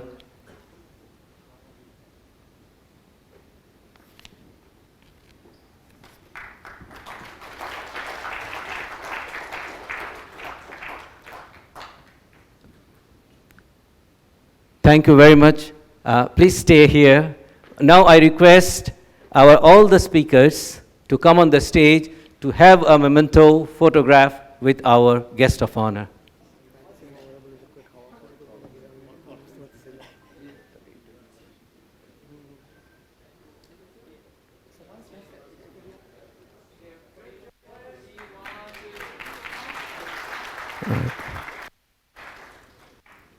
All right, thank you very much indeed. From the guest of honor, we have a crest for BMCS. So I request the president and others to stay here to receive the crest from the honorable minister. Thank you all. Thank you so much indeed. After a long discussion, I hope your stomach is tired too. So it's the time to go for dinner. Please do enjoy your dinner. And we apologize for all these constraints and inconvenience. Thank you indeed. Thank you very much.